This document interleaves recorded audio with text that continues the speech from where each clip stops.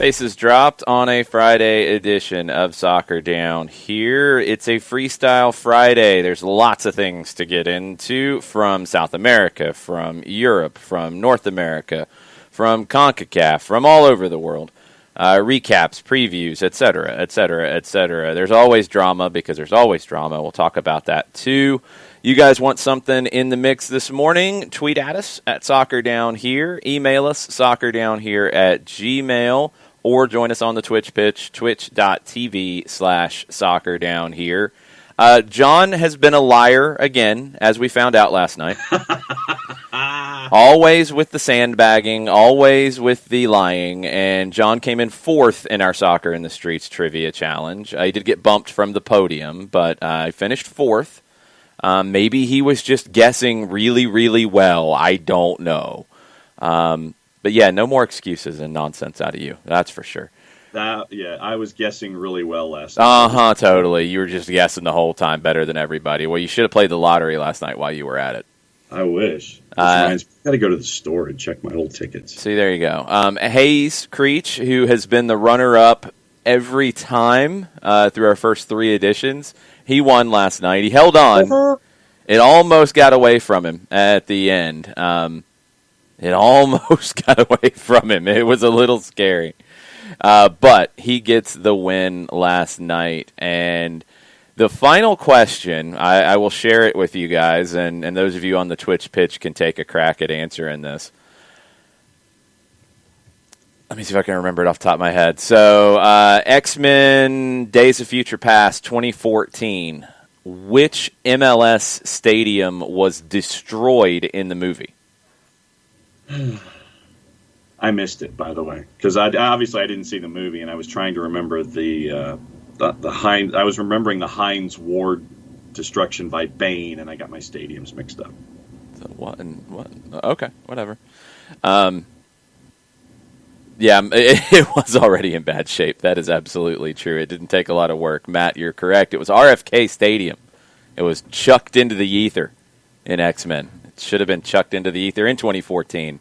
That's what I'm saying. No, they played there through 2017, so, that's what happens.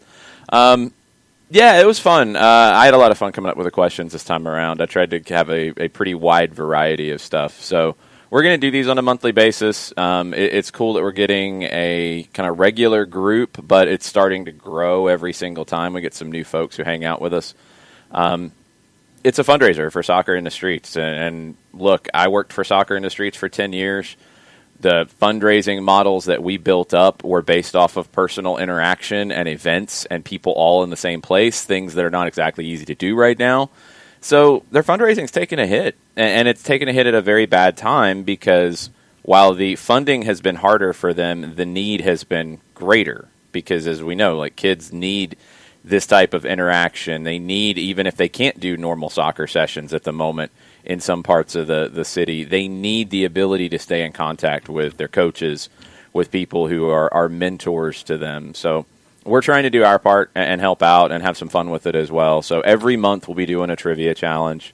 If you've played, please tell your friends about it. Please spread the word. We'd like to see this continue to grow.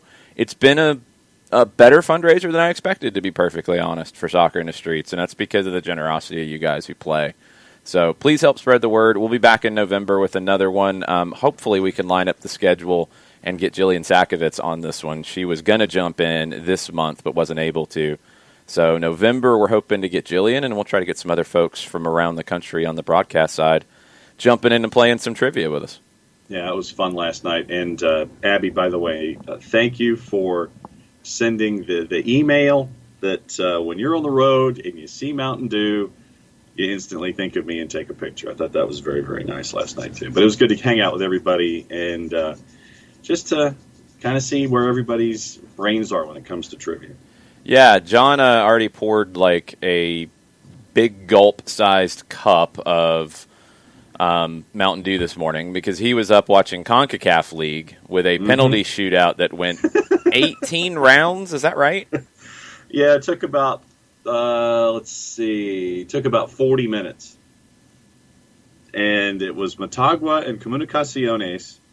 And it's we're watching Seattle and Portland last night, and that game ends after 97 minutes. That game ended, and so I'm like, okay, so I'll see what's going on. So I flip over to FS2, and I see that Motagua and Comunicaciones are in the bottom of the sixth in their shootout. Mm-hmm. It keeps going, and it kept going, and it kept going, and it would have ended a whole lot sooner. I will just say this.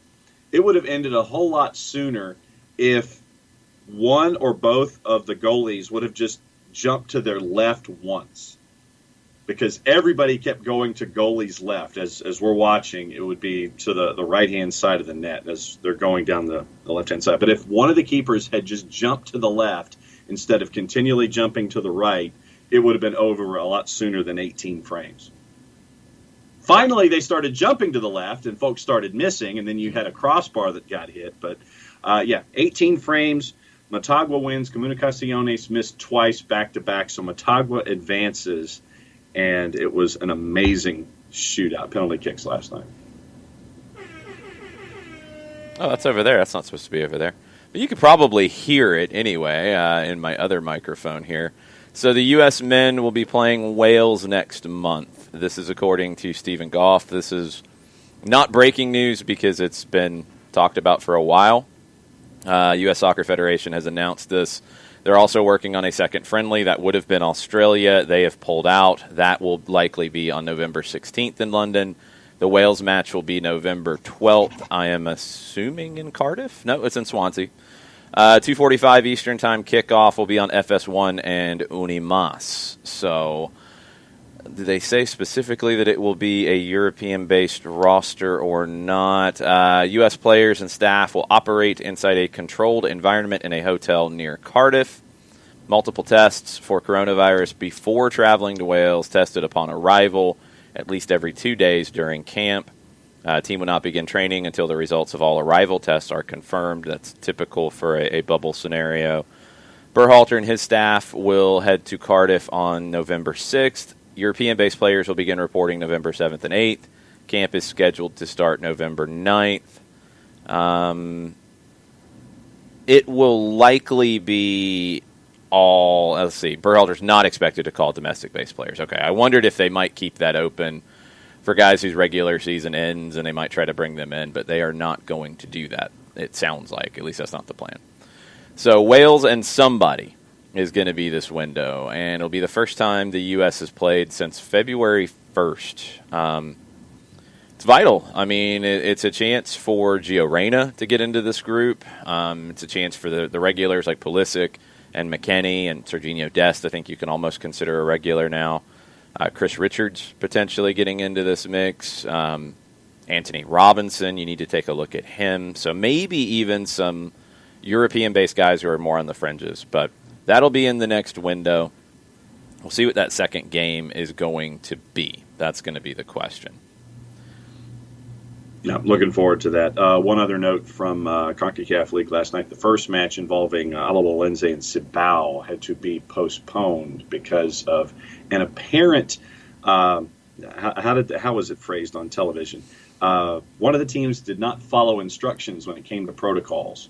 So they had to postpone it, and we're waiting to find out when the makeup date is for that particular match. Okay, that's a strange way to put it. The Scottish Football League is opening disciplinary proceedings against Kilmarnock for something somewhat similar. They are alleged to have breached the COVID-19 regulations that led to them having to postpone their league match against Motherwell earlier this month and positive tests. So it's more like a Tennessee Titans situation where at least they have something to go on that Kilmarnock's not following the rules. Haven't heard about any of that with MLS just yet because I think Colorado, there's going to be a lot of questions on how they get handled with all of the positive tests they had, and there's no way they can finish their season. So how is it going to get decided? If you haven't opened up any kind of investigation by now, I don't think you're going to turn up anything. But are you going to give them the benefit, in some ways, of not playing these games? Because it is a benefit, so we'll see. Burned on that U.S. trip, he said, it'd be good for Miles to go, but it's not really a safe trip to take yet. And no, it's just not. I don't know what the quarantine is in the UK coming from the US. I mean, you might not even be able to do it and go at the end of the season after the 8th and then be able to play. So, yeah, it stinks, but that's just what it is. They did try to have a domestic camp and set of matches in the October window, but they were unable to pull that off, which, again, is not really a surprise. This is just where we're at. I'll be curious to see if there's an off-season MLS U.S. men's national team training camp. I would assume that they would do something similar to what Vlatko Andonovski has done for the women, where maybe Greg Berhalter takes a look after the MLS season is over at guys that have been part of the camp before, been part of the squad, but also maybe some people who haven't, who have emerged in the league this year. Would probably be a smart move if they can do it. A lot of it's going to come down to funding and where they can host it and that sort of thing. There might not even be a game attached to it. It might just be just a camp to get a look at everybody. We'll get into all the MLS returns and updates in just a bit. We've got a bunch of MLS games to preview. Some other news around the world in the game. USL, Peter Vermes said yesterday that Sporting Kansas City 2 will remain in the USL Championship for now. They will also reevaluate when other options present themselves, which makes you think there are not other options currently. So I think some of the conversation about Portland, Philadelphia, Orlando was, they're going to play in the U23 League next year. I don't think the U23 League is going to exist next year. I think those three could have cut those second teams just because of financials right now. Philadelphia is a bit of a surprise that they would do that. I don't know where their development kind of track is right now. Maybe they don't have a whole lot of guys that this is going to affect at the moment. Portland and Orlando have kind of struggled to use the development side. I think Orlando is probably a year away from Pareja really getting his feet wet with all of that and overhauling the way the academy works. On the U.S. soccer side, the Girls Academy, which is one of the national leagues that has emerged after the Development Academy, U.S. Soccer's pathway, once that folded, the Girls Academy is one that has emerged. They've announced an agreement with MLS and with U.S. Youth Soccer. Fred Lipka, who's the VP of MLS, Technical Director of Player Development, he will join 3 other people from the new Boys League in holding positions on the Technical Advisory Committee with the Girls Academy. They're going to work on establishing academy standards throughout coaching, individual player development and staffing, showcase events, talent identification and partnership with U.S. Youth. And it will kind of work alongside the MLS Next platform. So good to see some collaboration, I think, here. More collaboration, less competition in the youth soccer space would be a good thing. It's just going to take time to overcome some of the different situations with that. Big news in the NWSL, Crystal Dunn traded to the Portland Thorns. It was a 3-team deal.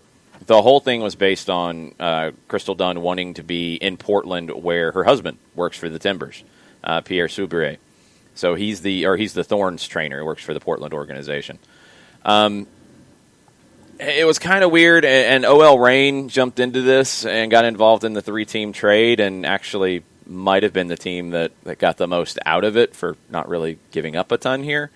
So the Courage sent Crystal Dunn to OL Reign in exchange for goalkeeper Casey Murphy and $140,000 in allocation money. Reign then sent Dunn to the Thorns for an international slot for the upcoming season. Their 2022 natural first round NWSL draft pick and $250,000 in allocation money, $50,000 of which is conditioned upon Dunn's future NWSL playing status. And there really hasn't been any talk about her leaving the league, and if she's just going to Portland now, where her husband is, I don't think she's looking to leave the league, so that one's probably pretty safe. Maybe OL Reign wins the trade in some ways, because they gave up a goalkeeper, and then they got an international slot, a draft pick, and over $100,000 in allocation money in all the moves. So NWSL weird trading, somehow topping MLS weird trading. Good job, NWSL, for pulling that one off. Yeah. Copa Libertadores last night was pretty bonkers. Yeah, explain this to me. Explain what to you, John? The craziness of that one particular group. Well, it was 2 groups, actually, and they were both crazy. This is why you should watch the Copa Libertadores, because it is always bonkers, and this one was exceptionally weird. So let's tell you who is going into the knockout round and how all this is going to work and kind of how it played out last night. So the group winners go into Bomba 1. The second-place teams go into Bomba 2. So group winners will play second-place teams in the knockout round of 16. That draw will be coming up here in a few hours. So you had two groups last night that came down to it, Group E and Group H. So Group E, this one came down to Gremio Internacional, Universidad Católica, and América de Cali. And Universidad Católica won at home on a bicycle kick late, and that actually put them into the Copa Sudamericana. That bumped them over América de Cali. Internacional had a lifeline because Gremio was struggling. They ended up getting a draw against América de Cali, but Internacional could not win to try to catch them. So Inter comes in second. Gremio wins the group. Católica goes into the Copa Sudamericana. Group H was where it got really weird because Boca has already won the group. They were hosting Caracas.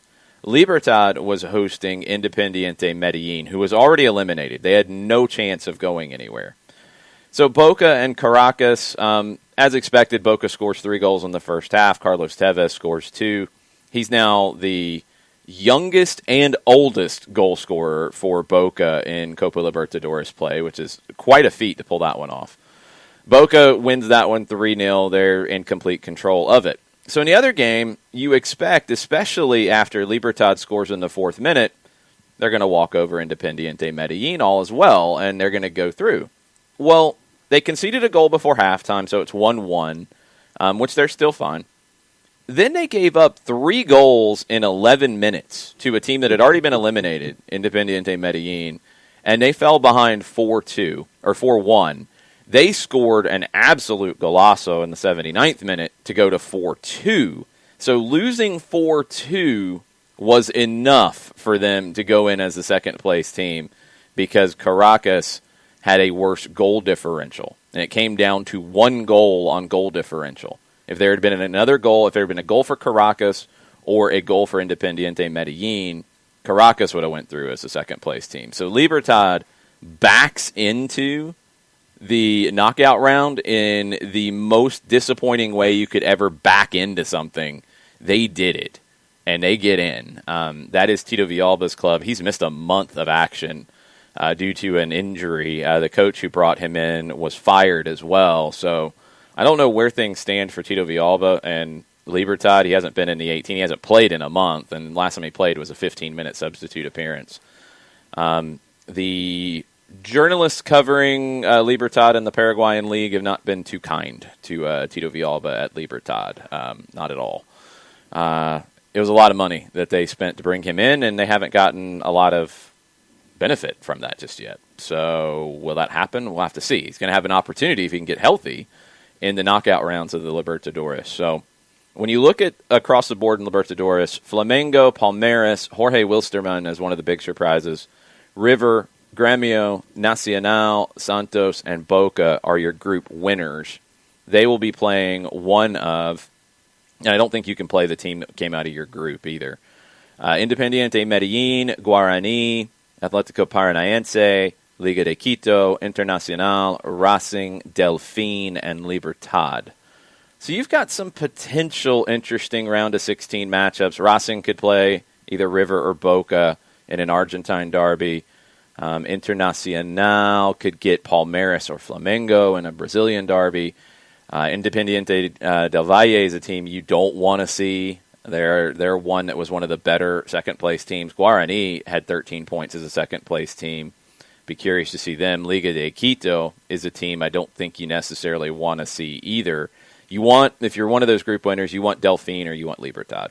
Those are the 2 weakest teams that I think are left. So that draw comes up later. Copa Sudamericana, the third-place teams go there, along with other qualifiers. That draw is after the Libertadores, so we'll kind of know what happens in South America in a few hours here. And everybody will go nuts, because there will be more to go nuts about. Yeah, and we can keep watching that on Fanatis, right? Yes, it's on BN Sports, and you can watch on Fanatis, fntz.co/soccer down here. Don't do the slash thing. That's really goofy. John does hand signals, and it's really distracting and strange. It's almost like now he's doing jazz hands because he's going back to his 12-year-old days. About normal. Yeah, that's about right. We had the late game in MLS last night with Seattle and Portland. I thought you might start talk about Europa League since you're the Euro snob. No. We'll talk about it because you were watching it, I'm sure. We had a goal in the 11th and then the goal in the 93rd. What are you talking about? The Europa League. Oh, I thought you wanted me to talk about Portland and Seattle. I just said talk about the... Ay, Dios mío. Okay, let's talk about the Europa League and we'll come back to MLS. All right, so let's talk about the Europa League and we'll get back to MLS. How did Dundalk do in the Europa League since we talked so much about sadly. them? I mean, Dundalk lost. I think it was 2-1 to Molde.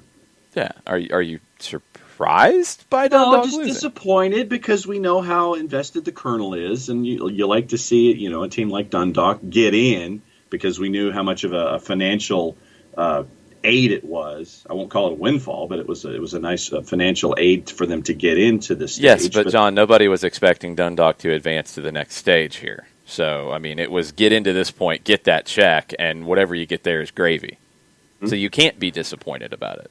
No, I'm just disappointed that they didn't get to go further, that's all. They're not out, right? It's group stage. So they're not out. You need to start chugging the Mountain Dew right now, okay? No more penalty shootouts that go 18 rounds for you. Dundalk took a lead. They were up 1-0. I was watching some of that. Second half, winner was a penalty, and I did not see that, Colonel. I started flipping around on all the different games. I would love a Golasso show for the Europa League. Mm-hmm. Nico Contour's got to have some time off after doing that. I understand that, but we need a backup Golasso show guy, and we need that for the Europa League because I would love it with all the madness going on. And you had some madness yesterday. I mean, you had some surprising results around the Europa League. Leicester, very happy. Jason Nix, excited in the Twitch pitch with their win. Again, I don't think it was necessarily a surprise. Ragamuffin asks if anyone's checked on Jarrett. Yeah, there's been a lot of... Yes, we have checked on Jarrett. There's been a lot of four-letter words in all caps in the direct message thread. There's been a lot of self-deprecating humor from Jarrett about his squad. Celtic did not look that great, although they had a better second half, I guess, is fair. Maybe Milan got a little bored, is fair to say. They looked like they took their foot off the gas. Yeah. They win at 3-1, and that was one of the ones I had on one of the main screens as I was going back and forth. It was Galavision, Unimas, and Tude Ene. They had a triple header in the 12:55s, and then they had a double header in the 3 o'clocks. And so it was the last button definitely was getting a workout yesterday. You are a subscriber to CBS All Access, right? I am, and like I said, that's where I was watching. Who was I watching on All Access? Oh, that's right. I was watching Milan and Celtic on All Access and going back and forth with the other 5 games on the Univision family of networks. Okay. Other results from yesterday from clubs of importance here. J-Dub says Celtic didn't get embarrassed, played well in the second half. You might want to tell Jarrett that one. He did not have that kind of optimism about it. Mm-hmm. Rangers won 2-0 on the road over Standard Liège. Leverkusen thrashed Nice 6-2. And there's a lot of talk about Patrick Vieira no longer being at Nice if this continues for him. PSV lost 2-1 to Granada at home. That's not a good result for PSV. Napoli lost 1-0 to AZ, who was missing a whole bunch of people due to coronavirus. It's a very bad result for Gennaro Gattuso. He will not be happy with it at all. Arsenal won on the road in Austria 2-1. Roma won in Switzerland 2-1 on the road. Real Sociedad won on the road at Rijeka. Hoffenheim won 2-0 at home, pretty much as expected. Lille went to Sparta Prague and won 4-1. Villarreal 5-3, and maybe one that I need to fire up those highlights when we're done over Sivasspor. 5-3, that's ridiculous. Tottenham 3-0 over Lusk. Comfortable Jumped out win early. for Jose Mourinho's squad. Leicester with the 3-0 win over your, what did you call them? Something Ukrainian side. What was the first word you used? It wasn't plucky, it was a different one. Nah, it's I mean, they've been a developing. You already forgot your T-shirt. Never mind. You already lost your T-shirt. Dinamo Zagreb and Feyenoord 0-0. So, next match day of Europa League is next week. Next match day of Champions League is next week.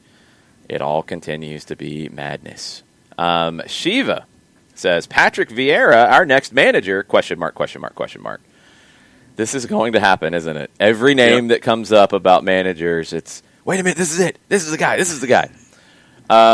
Yeah, I mean, he fits the profile, doesn't he? You're talking about a manager with some experience at big clubs. Not as much as the number one, but he's been in big clubs on the technical staff before. He's managed in the league before, which is something that previous Atlanta United managers have not had. Obviously, glittering player resume. Yeah, I mean, it's not completely out of the realm of possibility. I liked his work at New York City. I thought he was good there. I do think it's fair to say, and this is how I've always felt, that Dome Tarrant's work was better. I think Dome Tarrant improved upon what Patrick Vieira did at New York City. I think very highly of Dome Tarrant as well. Patrick Vieira would be an interesting name. I do need to dig a little bit deeper into how he has done at Nice. I know it's been kind of up and down. He did get into the Europa League, which is an accomplishment. He was at one point at least mentioned in the mix for the Arsenal job before Mikel Arteta got it, and it sounded like Arsenal wanted him to get more experience before they really moved forward on something like that. So, could he be tempted if things don't go well at Nice for him to come back to Major League Soccer and come to Atlanta? I don't think it's a crazy idea. I really don't. I don't know if it is a likely one either, but I don't think it's a crazy idea. But this will happen. Every person's name that possibly happens will come up now. That's just how it's going to go. You mentioned Arsenal. Arsenal and Dundalk will be squaring off next week in the group stage in Europa League. Where at? At the Emirates, and the early Halloween candy is out. Arsenal, a minus 1667. Oh, boy. Dundalk, a plus 3838, and your draw is a plus 1250. I mean, can't say it's really a surprise by that. No, but that's one of the largest numbers I think I've ever seen. Colonel said with Dundalk in the group stage, said any win in the group is gravy, but yesterday was the best chance at it at home against the pot 3 side. So not able to pull that one off. We'll see if they can pull off a win and get a little bit more out of this campaign just in terms of exposure. But just getting to this point is great, and getting this experience is great. You got to build on it from here. Yep. And Colonel says, yeah, now you just need to beat Arsenal at the Emirates. No problem. It is Pele's 80th birthday today, and there will be lots to talk about that in the soccer world. I think at FIFA World Cup is going to have a lot of different things about his World Cup history. I'm sure Santos will have some pretty cool things on their social media accounts. I'd hope that the Brazilian FA does as well. So be on the lookout for that. One of the all-time greats, no question about it, celebrating his 80th birthday. It's crazy that Pele's 80th is today, and next Friday is Diego Maradona's 60th birthday. Oh, wow. Not too far apart, the two greatest of all time, in my opinion. Lionel Messi and Cristiano Ronaldo will be pushing that, but I think for now it is Maradona and Pele. You looked like you were going to say something. No, I agree with you. I just remember one of the first soccer matches that I ever saw was, I think it was Pele's swan song on ABC, and it was, and I remember the end of it, and I just remember him switching, doing the jersey swap at the end of it. I just remember watching it on Channel 2 locally here. That was one of the first soccer matches that I ever saw. Do you know who played? I think it was Seattle. I think it was the Cosmos in Seattle or Portland. It was one of the Cascadia teams. So it was the NASL Soccer Bowl final in 1977 is the one you saw, and it was Seattle in Portland is where the final was. Okay. And it was Cosmos against Seattle for the NASL title. Now, he played one more game after that for the Cosmos before he retired and played in some little exhibitions and things. They played Santos in a match at Giant Stadium. That was his farewell match. I wasn't sure which one you saw. Yeah, it was the Soccer Bowl final. I'm trying to remember who it was that he swapped the jersey with. I just remember that image as part of my experience there. It's right at the end, and the guy goes up to him and he wants to swap the jersey with Pele. Well, of course. Pesky was the word we were looking for with your Ukrainian side. Pesky, so yes, you pesky, ruined pesky. your shirt idea, so we're not going to be able to put that in production, John. Okay. Going to have to write these things down. And I know you have something written down. With my bald 11? Yes, we'll get to that here in a second. Burned about Europa League. Arteta played the kids for Arsenal and the really old people. Then he brought on Alba, and in 5 minutes they got 2 goals. He managed this game very smartly. That would be correct, yeah. That's the way to do it. If you can get something out of the kids, you do it. And if you have to go to one of the big guns in one of these games, well, you do it begrudgingly, and you bring them in and take care of business. Yeah. Let's see. Anything else that we need to hit Twitch pitch? No. Anything else on the Twitters that we need to hit in the worldwide segment of the show before we get into MLS? From the Garlic Bread Warlord, Marcus Rashford, hero of Manchester, with 3 exclamation points, with what Marcus posted to his Twitter account this morning. Which was? Well, now that the link went to something else entirely different, other than the 2-page statement that he had. And so now I've got to find it so I can talk about it. Trying to find the 2-page thing that he said, and it was very, very cool. And so now I'm having to scroll down in his own timeline.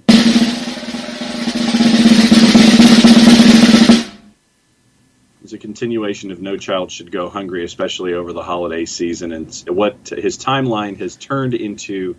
Is his timeline's turned into nonsense because people are stupid about everything these days. He wants to feed kids who need food, and he's trying to get the government to actually sit down and talk to him about this. And he said, let's sit down and talk. Let's stop with the grandstanding and stop with it. You've got politicians trashing Marcus Rashford when he is doing something that is not part of his job. He is continuing something that he started during the worst of this. And he's trying to make sure that no kids go hungry. There's nothing to fight about that. There is nothing to argue with about the idea of making sure that kids have enough to eat. That is about as basic gets of something that you're not going to argue about. So numpties in a timeline really don't matter yelling at Marcus Rashford. They should be embarrassed that they're actually fighting somebody who is trying to make sure kids are fed. Marcus Rashford's doing amazing work, and it's very good to see him not just give lip service to something like this, but continue to fight and continue to say, like, even after all this nonsense, that, hey, I want to sit down with you people in the government and try to figure out what we can do here, because I'm doing things. It makes more sense to collaborate and work together and increase what we can do by partnering as opposed to working in separate silos. So Marcus Rashford's doing amazing stuff. And his timeline after posting his initial 2 pages has turned into restaurants and folks who want to help in addition to the numpties. But you're seeing a boatload of restaurants and a boatload of folks who just want to sit there. They want to help. Marcus has provided the link to fairshare.org.uk if you want to donate straight up. But it's been really cool to see this crowdsourcing and crowd support outside of the morons that want to sit there and yell at him. Yep. And don't pay attention to morons. Jay-Z used a Mark Twain saying in a lyric that I cite quite often. Paraphrasing, it was basically, don't argue with fools because people from a distance can't tell who is who. So, Marcus and people who are supporting Marcus Rashford in this, don't waste your time arguing with people who are just foolish. Don't waste your time because it's not worth it. You're getting dragged down into nonsense.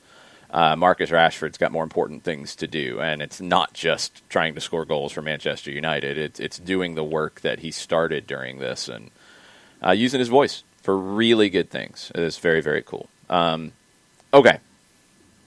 Couple more things before we move into MLS. Bernd Dershberger with a completely random question. I saw Germany, Belgium, and the Netherlands will apply for the 2027 Women's World Cup. Do they have a chance to win it over the U.S., or is the U.S. already certain to get it? I don't think they've really even gotten into the process yet. I think it's at the very early stages. I don't even know if the U.S. has officially said that they want it. I hope that they do. It would be kind of a no-brainer to me that they should try to get it because they'd be coming off the back of the Men's World Cup in 26. Infrastructure would be in place. I think it's a no-brainer because of the money that FIFA would make from it. But I don't know if there's a group organizing that effort. Everything's been out of whack because of the pandemic, obviously, and some of the changes at U.S. Soccer as well. So just the planning for 26 has gotten slowed down and bogged down. Like you would have had, I believe the plan was to have all of the sites officially determined by now. You haven't been able to do site visits. You haven't been able to go out and do a lot of the build-up stuff. So that's all been pushed back. I hope that whoever is really pulling the strings for the 26 organization says, you know what, we're going to roll this over and go after 27 as well, because I do think they get it. If they don't bid, it's a no-brainer that it goes to Germany, Belgium, and the Netherlands. It's just an absolute no-brainer if the U.S. doesn't bid. If the U.S. bids, then that gets really competitive, and that'll be very interesting. I think there's more money to be made for the Women's World Cup in the U.S. if they go for it. But they might not want to so soon after Canada had it. They might want to wait around and say, no, we're not going to give it to you in 27. We'll give it to you in 31. We're going to go to Europe in 27. We'll see. But I don't think anything official has come out about a U.S. bid there at all. You also have the Olympics in 28, yeah, so you'll have all kinds of madness here if they go for it. Okay. Other stuff from around the world. El Clasico is tomorrow, 10 o'clock. We'll have our power hour during the first half of that, which will be very strange. Gerard Piqué is making people angry and maybe making people happy at the same time. He signed a new contract with Barcelona.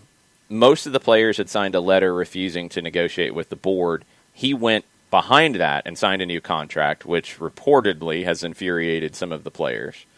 The board wants to lower the wages of the first-team squad by 25%. I don't know what kind of deal Piqué accepted. But he did come out today, and he trashed the club for the way they've handled the Lionel Messi situation. This is what Piqué said about the whole thing with Messi. I ask myself, how can it be that the best ever player to have played the game, who we have been lucky enough to enjoy, wakes up one day and sends a burofax because he feels he's not being listened to?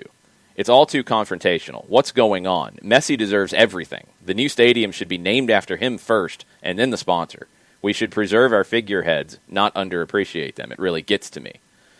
He also criticized the club's handling of the alleged social media campaign that was paid for with club money that Bartomeu says he doesn't know anything about.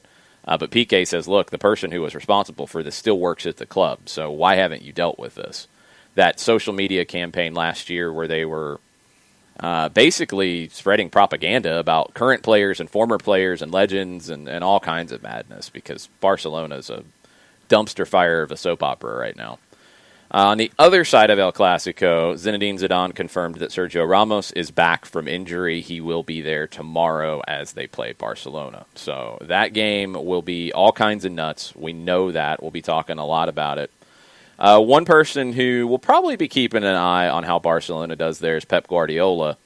Sergio Conceição, the manager of Porto, had some very interesting things to say about Pep and their interactions during Champions League this week. He said, I've got a lot to learn from Guardiola in the way he pressures referees, talks to opposition players and the opposition dugout. He's a fantastic example, assuming that is with sarcasm font. I have to learn this. We were angels compared to the other dugout. Pep spoke about our country using ugly words. Guardiola's attitude was extremely unpleasant. The whole Manchester City dugout was because if anybody should have been complaining, it was the Porto bench because we were extremely hard done by. This is the best one. I have to apologize to the referees in Portugal because I complain when I think we are wronged, but comparing the officials of our game against Manchester City and those upstairs in the VAR, international referees, have a lot to learn from ours in Portugal. So the refereeing had a big bearing on the outcome of this match. Agustin Marchesín, our goalkeeper, has his leg in a bad state right now because he was fouled before the penalty award to Manchester City. So Sergio, not a fan of Pep Guardiola and the ugly words he used about Portugal, I guess. You mentioned El Clasico. Right now, Halloween candy, Barcelona's a plus 104. Real Madrid a plus 261 and a draw plus 271. Not touching anything with it. Switzerland was going to start upping numbers of fans in the building. That's been pulled back. Basel told they can only have 1,000 fans at home matches this week. FC Sion were ordered to play behind closed doors. Swiss Football League said Basel's next match, and this is the one at home to Lausanne on Sunday, had been postponed because the team were in quarantine after one player tested positive following a training session. Basel's previous match at Zurich had also been called off. The government last month said that soccer and ice hockey could have stadiums up to 2/3 full, but the final word lies with the local authorities who have imposed these new limits. Young boys have also been limited to 1,000 spectators.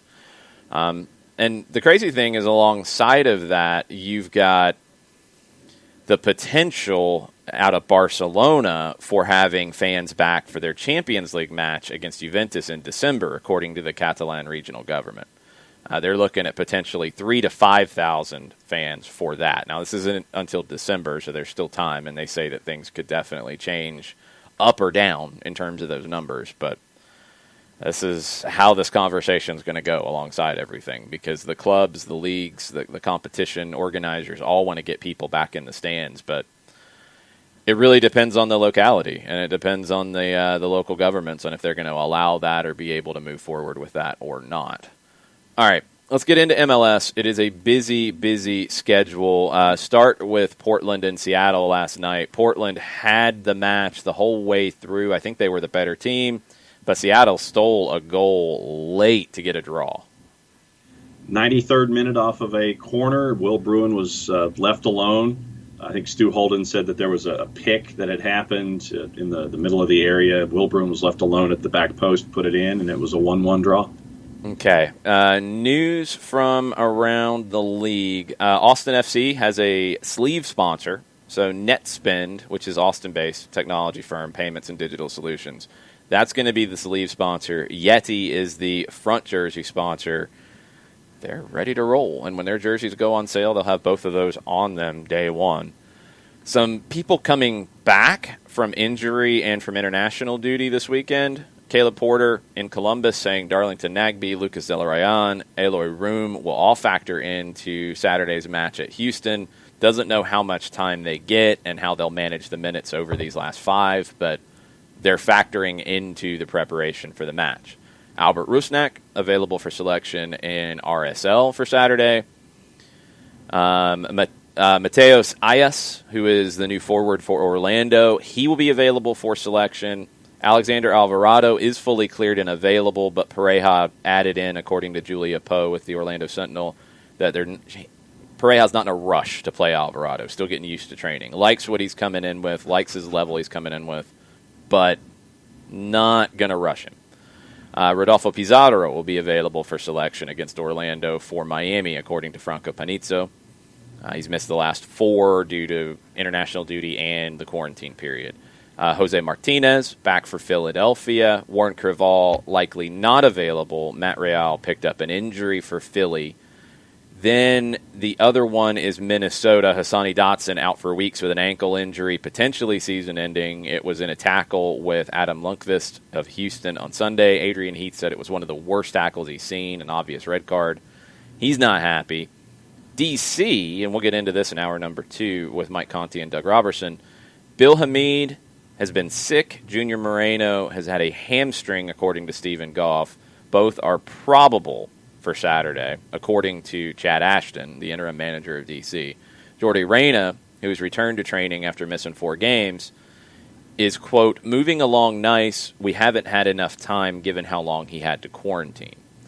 So not coming back, and I guess if Jordi Reyna had to quarantine, maybe he was the player who tested positive for D.C., and I don't know if that's exactly how they wanted that to come out, but it did. So Reyna doesn't sound all that likely to play. Hamid and Moreno are probable coming back from illness and hamstring, respectively. That'll be fun to go and just to see. I'm looking forward to this one this weekend because we all know, and we're going to talk about it more in hour number 2, but just the urgency that's attached to it for Atlanta United. And see what the lineups look like, and can Atlanta get a redo of what happened up at Audi Field last time by putting the ball in the back of the net a lot? But we'll get into that in hour number 2. That would be nice. All right, let's get into the rest of the schedule in MLS. Starts tonight, Nashville and New England. It is a toss-up in Music City, which is a little surprising. Nashville is a plus 165 in the aggregate, courtesy of our friends at Odds Portal. New England, a plus 177. Your draw is a plus 218. I mean, I'm drinking the Kool-Aid when it comes to Nashville at this point. I think they're a better team than New England. I think at home they get this done. So I'm a little surprised the odds are that close, to be perfectly honest. New England's current form, we've talked about Nashville a lot. New England lately lost to Philadelphia, 2 wins, loss, draw. So they're kind of up and down. Nashville has been very good as of late, and I think Nashville wins it. I like that high of a number for Nashville at home. Yeah, no, I like it too, considering that what we talked about their defense, and now that they're scoring goals. I think obviously the one thing that would concern anybody is just the quick turnaround from the last match against FC Dallas coming around to play New England. But it's at home, and so you've got to regen at home. But I still like Nashville in this one. Tomorrow, 3:30, Miami hosting Orlando. Pizarro back. Orlando could have some reinforcements, too. Miami is a large favorite at home. This is almost Philadelphia Union-esque disrespect, I think. Orlando City's at a plus 215. Inter Miami a plus 118, and your draw is a plus 260. Yeah, I'm taking the Reese's, the good Reese's, too, and putting them on Orlando, I love you, Orlando. Jazz hands again from John. It's Book of Mormon hands, sir. It's the same thing. It's Andrew Rannells. Same thing. Tremendous work. Anyway, okay. New York City hosting Montreal, and wow, these odds are crazy. NYC a minus 244 in the aggregate. Montreal a plus 600, and your draw's almost at a plus 400. Okay, so now I got to look at this. New York City lost, draw, lost in their last 3. They did win their 3 previous to that over Cincinnati, D.C., and Miami. Then they lost to Toronto. They drew in New England. Their last 3 were against New England, at Orlando, and at Columbus. Okay. Montreal beat Miami, lost to New England and Philly, beat Columbus. I do not see why these are so out of whack, and I will take the pack of those awful, awful hot tamales and put those on Montreal here. Okay. Yeah, I was going to say like the Bit of Honeys, and I was going to go Bit of Honey draw on this one. I don't know why Montreal's that much of an underdog here. I don't think New York City's demonstrably playing that much better, and Montreal has pulled some upsets. The win in Columbus is the one that I'm like, I mean, it is at Yankee Stadium. That's the only thing that's weird here. But no, Montreal, that's a good number. And if you've got some hot tamales you want to get rid of and throw down on this and see what happens, that would be, I think, one to look at. Yep. Big one that Atlanta fans will be watching is Chicago hosting the Red Bulls. Chicago is a slight home favorite. Plus 125. Red Bulls are a plus 200, and your draw is a plus 260. I think this is a toss-up game. I think it's more of a toss-up game than the odds have it. Red Bulls can make life difficult for Chicago. I think what Red Bulls are good at can give Chicago problems. And the question is going to be, has Rafael Vicky got this squad good enough to play through that kind of pressure? I don't know yet. I really don't know. I would lean to the Red Bulls here. Maybe that's just me hoping that the Red Bulls get it done. They have been playing well lately. I think they're leaning into, now that Chris Armas is not there, and they're moving into a more heavy Red Bull-style direction with Gerhard Struber coming in. I think Bradley Carnell is kind of pushing them into that fold of getting back to the basics of what Red Bull soccer is. And look, it works. It works in a situation like this because you're not relying on individuals to make things happen, although Caden Clark's doing a pretty good job of it. You're talking about the collective, and you can work on some things when you get these training sessions. And you've got a bunch of young guys who are going to soak up those instructions. So I like that Red Bulls number. I'm going to lean that way. I'm not going to go too crazy with it. I guess I'll just take a box of the raisins that they always give you at some houses and you don't want, and I'll throw it on the Red Bulls. Now, you're talking like the little short sun-made boxes yes. where the raisins have kind of like stuck together because they've been in the container for so long. As my chair collapsed, and I'm going to need to fix that real quick. No, I'm with you. I mean, for me, it would probably be the generic wrapped butterscotch candy that's in the wax paper that doesn't have any kind of a brand name attached to it. I would probably do that on the draw. Okay, Cincinnati hosting Minnesota tomorrow night. Minnesota's a slight road favorite, but not by much.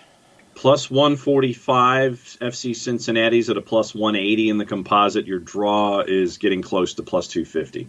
I just can't trust Cincinnati at all. So I'm going Minnesota there, but I'm not putting any candy on it. Nope. Philadelphia hosting Toronto, and Philadelphia is a home dog. Slightly. In the composite, a plus 168. Toronto, a plus 159, basically 160, and your draw's about a plus 240. Philadelphia is a favorite for me. I take Philadelphia here. Toronto has been getting results lately, but in their last 2 or 3, they haven't really looked great doing it. They needed a break, so we'll have to see how they come back from that. I think Philadelphia is the better team. I think Philadelphia gets the win. And maybe we see if they start to get some respect. Houston and Columbus. Houston is a slight favorite at home. Okay. I'm guessing travel might be the reason that's there. Plus 145 for Houston. Columbus a plus 170, and your draw is a plus 255. Houston's got 1 win in their last 10, and they're a home favorite? Yeah, not so much. Columbus to get something there. Sporting Kansas City hosting Colorado. There's no number on the board, which is not a good sign. No.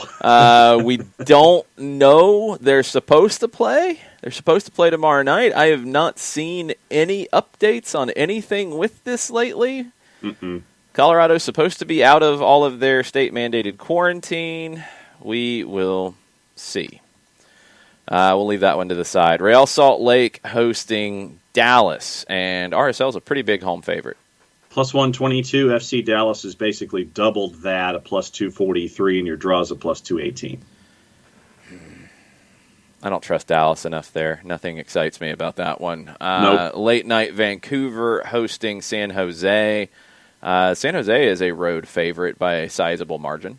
Plus 115. Vancouver's a plus 206, and your draw is a plus 280. Yeah, I like San Jose in this one. It's not really, well, it is on the road, but it's not really a home game for Vancouver. So, yeah, I like San Jose in it. And then the LA versus LA battle for the 97th time this season.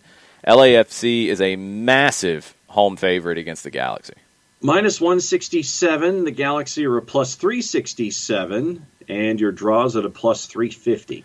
I mean, the Galaxy are coming off of a late win against Vancouver. They lost 3, 4, 5, 6 in a row before that. LAFC is all over the place, so I'm not exactly confident in them, but I'm more confident in them than I am over the Galaxy. Yeah. That is an ABC match on Sunday afternoon at 3:30. So if you want to help the MLS ratings, go ahead and turn that one on, even if you're watching other stuff. It should be entertaining. It usually is with those two teams. I think LAFC wins like a 5-2, like weird nonsense game. Okay. Well, the Galaxy defense is horrible. It's not to say the Galaxy would give up 5 goals. Just the fact that you said 5. I mean, have you seen the Galaxy play? Is horrible. Yes, that's not a wow. They're that bad. Sadly, painful. Couple questions from Tesco, who sent them in via email, and I missed them yesterday because I did not check again once the show started, and that is my bad. So we're going to hit these really quick before we thank some folks and get Mike Conti on the line. Will Atlanta send any more players to Aberdeen next season? If yes, who do you think could benefit on the current roster? Lawrence Wyke's an obvious one that I think could play in Scotland. I think his game is definitely one that could be suited to the Scottish Premiership. A player who I think could really benefit, because I don't think he'll be a first-choice player next year, and I don't think playing with Atlanta United 2 is going to be best for his development. I think it's George Campbell. I would love to see George Campbell get that opportunity. I think it'd be good work for him to get time there. And he could get time there. If he's going to go and play, I wouldn't want him to go just to train, to have different training. He needs to play next year. And if Aberdeen can commit to playing him, George Campbell would be my first pick. If not, then Wyke. I mean, Wyke, the thing about Lawrence Wyke is I don't know how much better he gets. I think he is a contributor for the team. I think he's a versatile player. He can help you in a lot of different ways. I don't think he ever becomes a starter with the MLS side here. So he could go and benefit Aberdeen more than the Atlanta side would benefit from. If Campbell goes and plays, it would benefit Atlanta in the long run. So I think Campbell's a guy you could have on your back line for 10 years. He's just that good. Also, Tesco's wife is trying to will Sergio Busquets to Atlanta as a defensive midfielder. Would this fit with Atlanta, and how would fans react? Tesco would welcome it. You know, I don't think it's crazy to think of moves like that happening at some point. I don't know if they happen here right now. But if you've got the space and the new designated player U22 initiative, all that kind of stuff, opens up more of a possibility of something like this. And you've got a hole in your team. And you are one player away from being the top team and being a team that can win all the trophies. And you decide, you know what, that's the hole we have. We could go get a player like Sergio Busquets. We can sign him for a year and a half and get the most out of him, and he can help us win trophies. I don't have a problem with it. I don't know how fans would react to it. I don't think it would ever be the primary option. But if there is a veteran who would put the team over the top, I have no problem with that kind of signing at all. No problem at all. Tesco also throws in prediction for tomorrow. We'll let Tesco kick things off with that. Kubo gets a brace, finally gets unlocked because it's DC, because they're bad defensively, and because he'll have Marcelino Moreno, Jurgen Damm, and Barco with him. Kubo won in the first 15, once in the first 15 of the second half, and United, Tesco is very positive. United will win out and get to the quarterfinals of the playoffs. Man, I need some of what Tesco's drinking. Yeah. I don't know if they win out, but I do think they can get into the postseason. I'm leaning to the fact that they do, because I think Chicago's schedule is going to be very difficult. Okay, you've got to thank somebody. Tell us about Steve Apolinsky, por favor. I can certainly do that. Apolinsky and Associates LLC, proud supporters of everything soccer down here and the SDH network, wrongful death and serious injury attorneys. If this is a conversation that you need to have, Steve and his firm are the ones you need to have it with to end a sentence in a preposition. A couple different ways that you can have said conversation. You can shoot Steve an email, steve@aa-legal.com. Catch up with him directly. You can give him a call, get a free consultation, 404-377-9191, or go to the website for Apolinsky and Associates LLC, aa-legal.com. Large device or small, hit the arrow key, enter, return, advance, whatever it is, 24/7, 365 and a quarter. Thank you, Chris Hutchison. Pop-up window pops up when you hit aa-legal.com. You can have a conversation instantaneously with an individual and discuss what is on your mind. Could be Steve. We don't know. We'll have to ask him. Are you, sir, a part of this pop-up window that pops up? A couple different ways that you can have a conversation with Apolinsky and Associates. Over 30 years of experience, over $40 million in judgments for their clients in Georgia and Alabama. Recognized as legal elite by Georgia Trend Magazine, one of the top 100 firms in this here state of Georgia for wrongful death and serious injury matters. It is Apolinsky and Associates LLC. The website is aa-legal.com. Did it too fast. One day you'll get the pacing of that. Nope. Well, that's John, when we're doing these things, it's much better if you say, yes, I will make it good one day, instead of saying, no, it's never going to be right. That's really not the kind of thing we want to put out there to the public. We want to be good at what we're doing. Pressure on myself. That's not how. Saying that. No. Marshall Voigt with a PSA, by the way. Aberdeen and Celtic is on the plus Sunday morning at 8. Excellent. Be watching that Sunday morning at 8. I think that's the only times we'll get to see Aberdeen is when they're playing Celtic or Rangers because the Plus needs to pick up all the games. Uh-huh. Come on, y'all. Yes. All right, let's get Mike Conti on the line, get his thoughts about Atlanta and D.C. Mike helped out with trivia last night. Don't think he watched the full penalty shootout in CONCACAF. Hello, Mike. How are you? What's going on, guys? Not much. John's Dragon, he watched the penalty shootout in the CONCACAF League that went 18 rounds last night.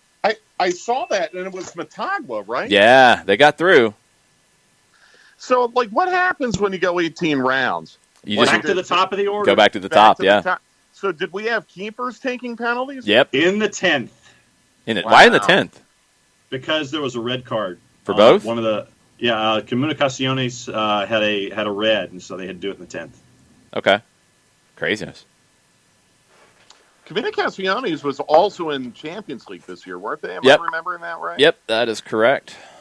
Heavyweights from Guatemala and Honduras battling it out, and 18 rounds of penalties. That's crazy. We've seen that in U.S. Open Cup before. Yeah. 18 is extreme. I don't remember anything going beyond maybe 10. I feel like there might have been a U.S. Open Cup last year where it got to 11 and we had keepers, but I don't remember it going beyond that. It went 40 minutes, Mike. Right. The shootout went 40 minutes. Oh, my goodness. Well, I guess the TV audience got its money's worth. I don't suppose there are any fans there. No. It was, and get this. So Seattle and Portland is over. 97th minute, it's over. And I'm like, okay, I'll go ahead and check FS2. It was in the 7th frame of the shootout at that point, heading to the 8th, and it went another 25 minutes. That's crazy. Well, that can happen, and that's nuts.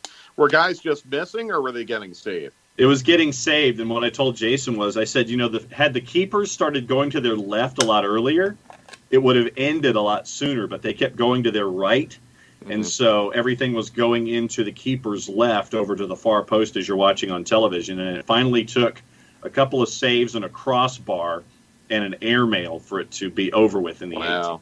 How about that? That's crazy.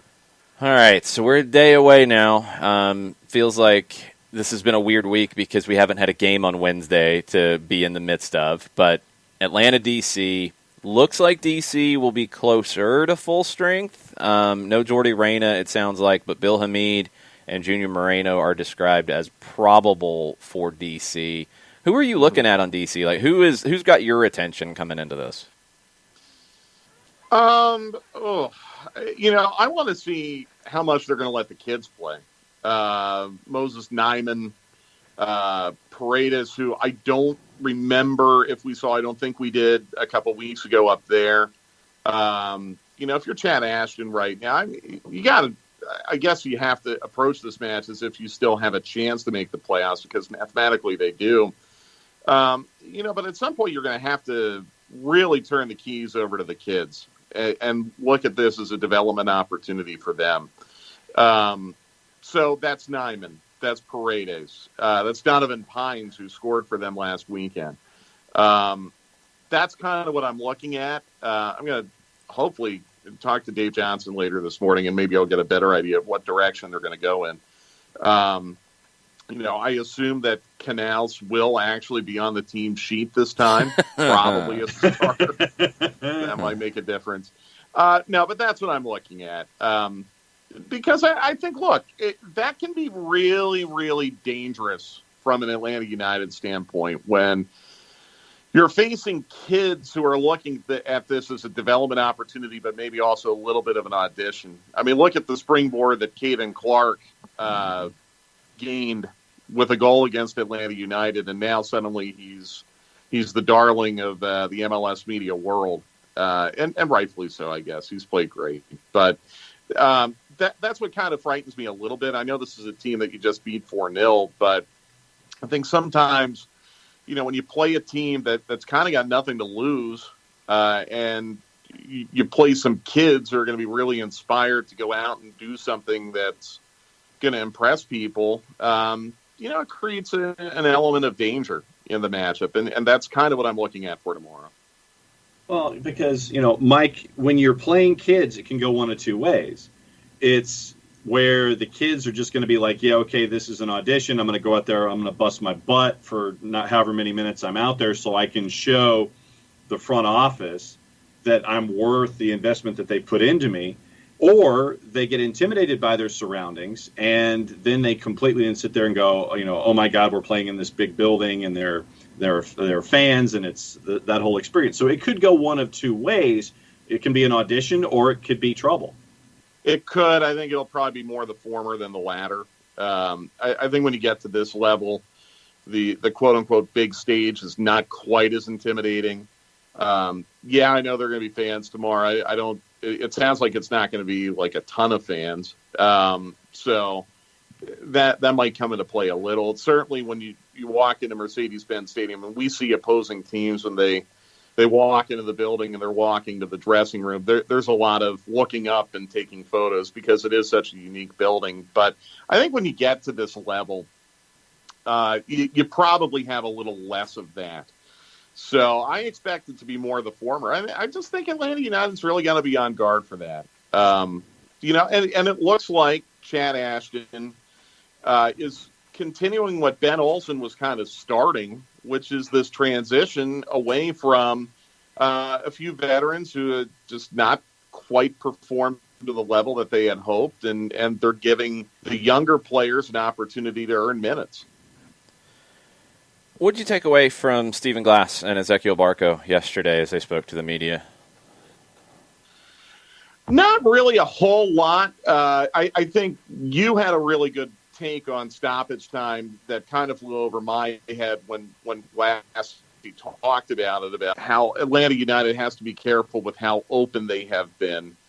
I think just from a news standpoint, I got the impression that Escobar is probably not going to play tomorrow. If it's debatable on Thursday, and still wait and see, just kind of pulling apart the codes and the way that, Glassy and the technical staff have addressed injuries this year. That doesn't sound too terribly optimistic for me. Everyone else should be available. So I think, we could try to pull apart these clues and maybe guess on a starting 11. But as was the case a couple weeks ago up there, it's going to be attacking down the flanks for Atlanta United. And I think, hopefully Brooks Lennon can give you 90 because he was incredibly good against DC a couple weeks ago. The question is it going to be Brooks at right wing or Brooks at right wing back? And I think a lot of that depends on if Jurgen Damm can give you 90 minutes tomorrow, which hopefully he can. Well, and at that same point, Mike, you mentioned the flanks, and without getting into a starting 11, just talking the prospects of who could be out there.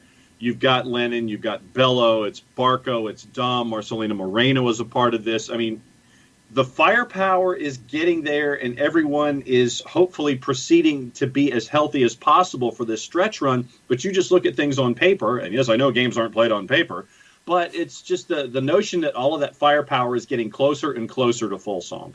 Yeah, I agree, and it looks really good. Like, I guess the big question that we hopefully will start to get an answer to on Saturday is their chemistry.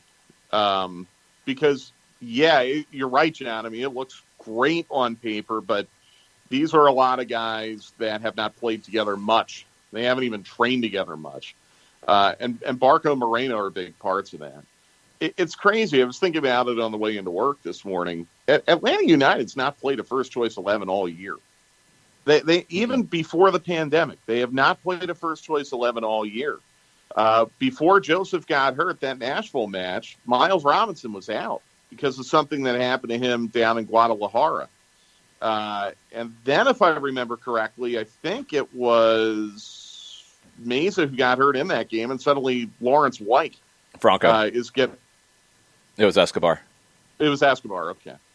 Either way, you haven't played with a first-choice 11 all year. If I'm wrong and they can get Escobar into the team tomorrow, that might be the first time all year you've been able to play a first-choice 11. So if there's chemistry, that's promising because you're looking at these Final Four matches, you've got to win at least two of them. I think you need a result in 3 of them to be comfortable that you're going to make the playoffs. So that's just the big question. How much cohesion, how much chemistry can you build in a short amount of time to train? It feels like the match compression has affected Atlanta United more acutely than most other clubs in the league, because Atlanta United has been dealing with not necessarily a quantity of injuries, but injuries to quality players, that have really, really hurt them more than most other teams in the league. Yeah, it's been tough to get that continuity, and I don't know if we can really expect it to happen just yet. But this team's got to find a way to be more dangerous in the final third. That's been the number one issue. I think what you brought up about what Glassy said yesterday, when he came in, he felt like he had a lot of work to do to not have the team be as open. And one thing was changing formation, going from 3-4-3 to 4-3-3. So that took a little bit of time. He felt like even those early games, the team was very open. And some of the mistakes that you saw that led to counters and led to opportunities for the opposition, he didn't like that because the team was so spread out and had so many numbers forward, and there wasn't that balance. Well, now I think he's comfortable with where the balance is, so now the conversation flips the other way, is how can you open up a little bit more to get more players forward and be more dangerous? Because you're at a point now where I think you've righted the ship in terms of the results and the form, but you've got to take more chances to win the games that you have to win now to get into the postseason. Yeah, and it's a dilemma. You're not going to lose if you don't give up a goal, but you're not going to win if you don't score a goal. And right now you need to win. The frustrating thing about what's happened over the last 2 weeks is you're losing matches and you're only giving up 1 goal. Or you're settling for draws and you're only giving up 1 goal. That's obviously not ideal. But I think it's a function of where you are right now in terms of injury. So, I don't know. I mean, hopefully Moreno and Barco help to unlock things. I think, getting Kubo a little more healthy to the point where he might be able to give you more is important. Dom, obviously. I mean, if you're looking at an attacking trident of Barco, Moreno, Dom, and Kubo Torres, first of all, who would have bet in February that would be... yeah, nobody had that one on the bingo card. I mean, who would have bet that? But, I mean, those are high-quality players. Those are really high-quality players. You should be able to produce with that group. But you haven't had that group together for 90 minutes yet. You haven't even had that group for 45 minutes. Because Dom came out at like the 70th on Sunday. Yeah. So you just haven't gotten it enough. And, sometimes just being able to play together, forget train together, just play together is what you need to help build those societies on the pitch. And unfortunately, they just haven't had that yet. Logistics question from Michael Head, guys, and this is for everybody here. He says, I'm attending the match tomorrow. Have y'all heard how many tickets have been sold, in quotation marks? When I selected my seats, the seat map showed, I think, 6 blocked seats surrounding sold seats. So that would make, 20%, which would be about 8,000. So Michael's asking. Do you guys know? Yes, I know. No, I can't say. Okay. I'm sorry. That's an awkward one for me, guys. I can't get into it. Yes, I do know. No, I cannot say. I don't think it's something that. The club will put out an attendance number tomorrow, and that'll be it. Okay. So there you go. Yeah, Michael was just. I'm really sorry to answer it that way. There are instances where we get information that they just don't want us to share publicly. That's one of those things. I really do apologize for that. So from a protocol standpoint, what can we tell people about what to expect? I mean, we've been coming in and we know what they've done, but for fans coming in, what can be expected? Yeah, thanks, JC. A really good question, and I think it's something that needs to. If you're coming tomorrow, I think you need to be prepared for it. I think you're going to be really, really impressed. I think a lot of people who are listening to us right now are planning on coming tomorrow, and that's awesome. I can't wait to see as many fans as they can get in there tomorrow. It's going to be great. The team needs a lift. That's something that Glassy talked about yesterday. Barco talked about it yesterday. So if you're thinking about going, if you have a ticket, I really strongly believe that you're going to find it to be a very safe, organized experience tomorrow. Probably starting with the fact, I have to think the roof's going to be open. The weather looks great for tomorrow. Yeah, I'd assume so. And they've been opening the roof for a lot of these closed-door matches. So I'd be really surprised if the roof wasn't open. If that's something that, maybe you're wondering, like, yeah, I want to go, but only if the roof is open. Well, there you go. I'd be very, very surprised if the roof wasn't open.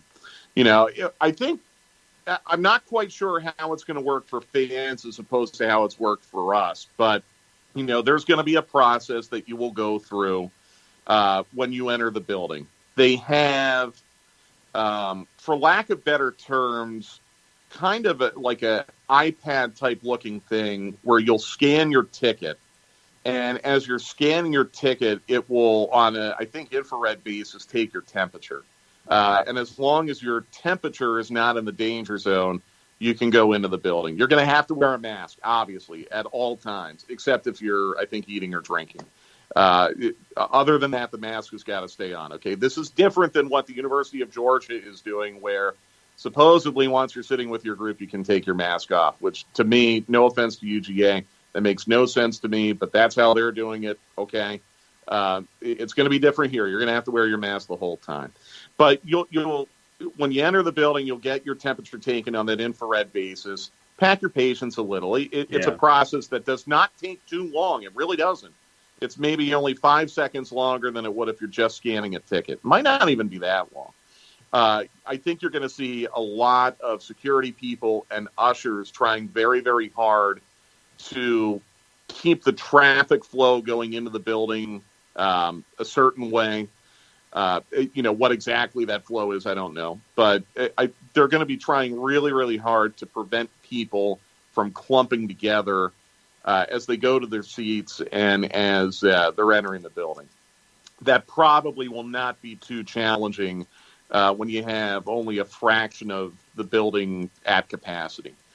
But I think, the big thing, guys, is it takes a little bit of personal accountability on all our parts. And I'll go back to the mask thing.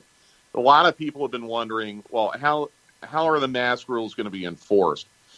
Well, what I'm kind of hoping is that enforcement is not going to be an issue because people are going to comply. Yes. I think that's what stands out to me. If you're planning on going to this mask bar and you're planning to not wear a mask, please do not go. Please do not go.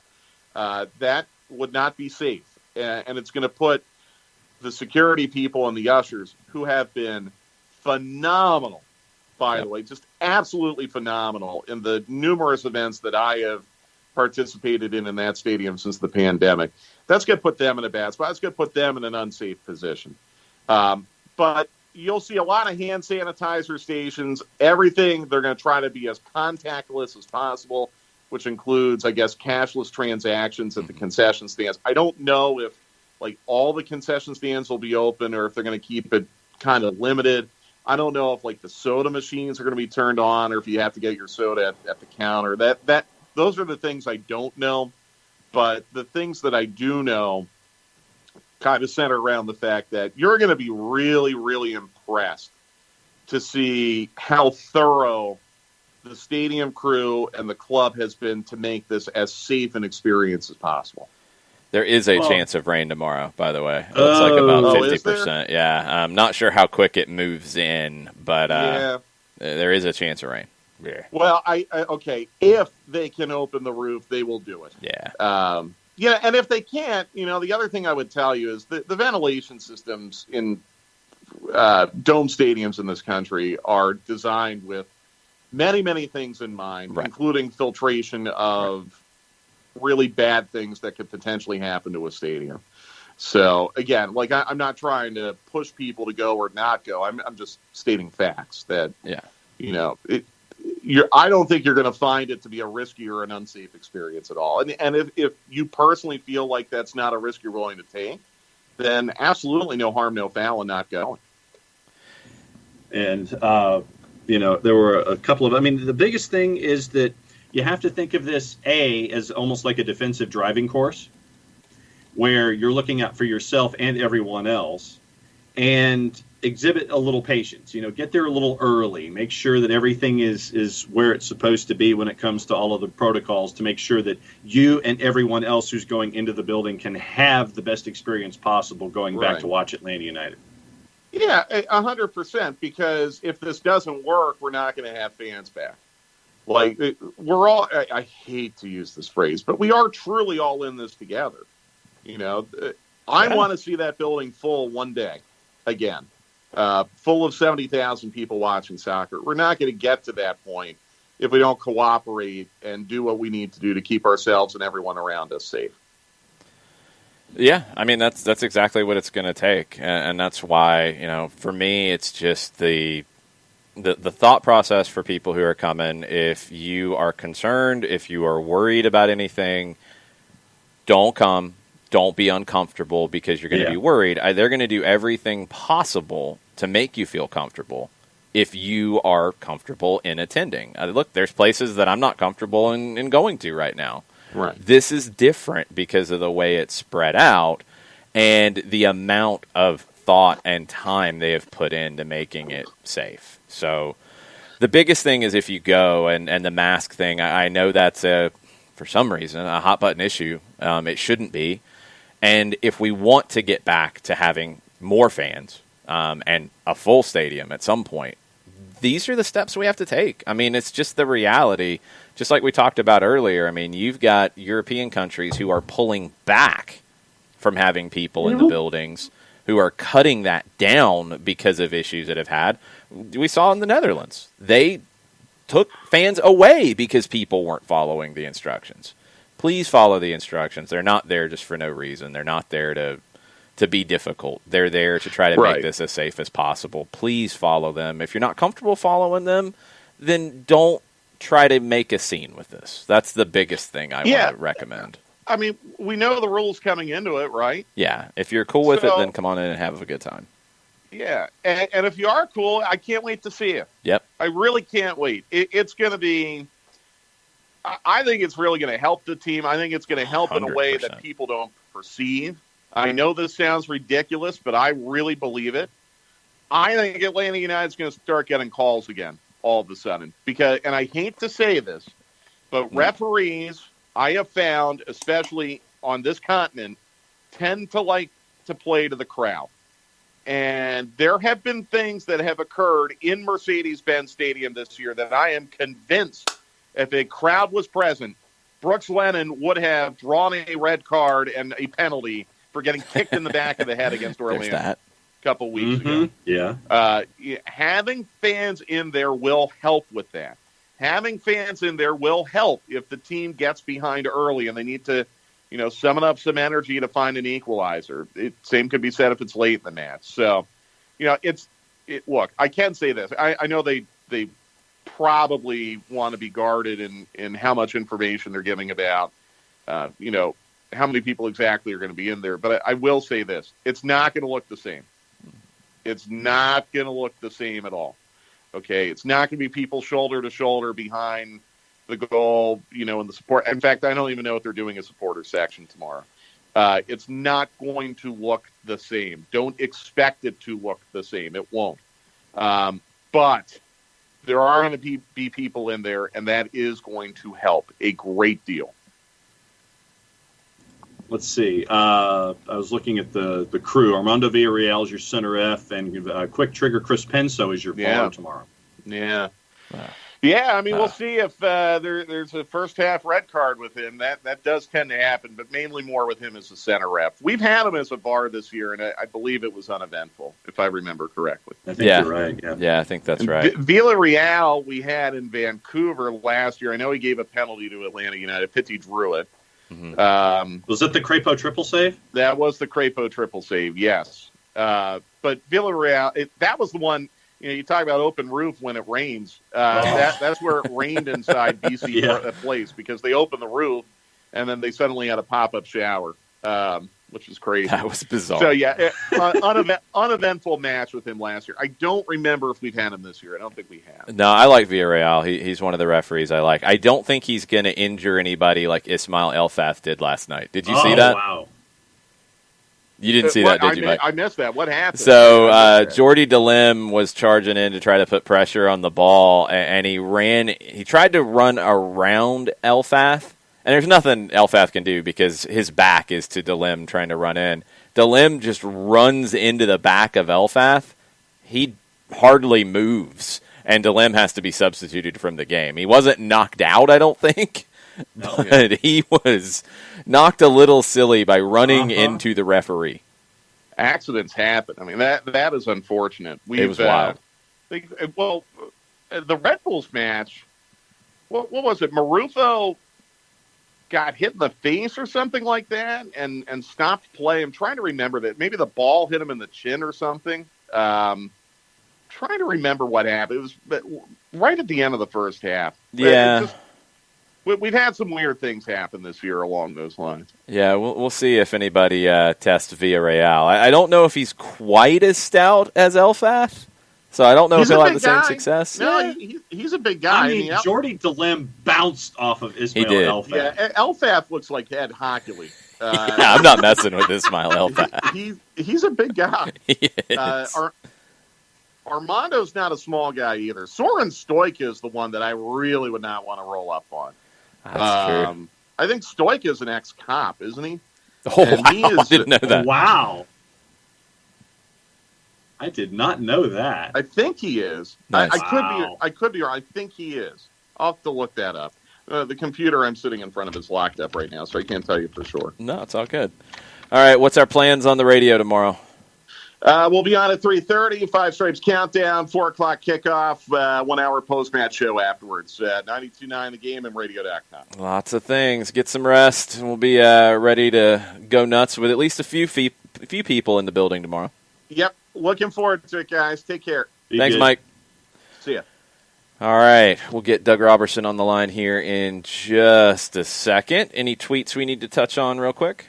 Yeah, real quick. Bart was discussing the USMNT, and he said, playing Wales is a great opportunity to gather our best, with an asterisk, a subjective statement based on quality of players and clubs, talent, to play a legitimate opponent in Europe. Many of the European-based players had never played together in a USMNT camp. Could be huge for Tyler Adams, Ethan Horvath, and Anthony Robinson, who've only received one call-up under Berhalter, as well as youngsters like Yanez and Ledesma, who are fighting for a spot on club teams. Also be mindful that many European-based USMNTers are Olympic eligible, so this could be a preview of many players we'll see in Tokyo. Yeah, it really could be a little bit of a split between that.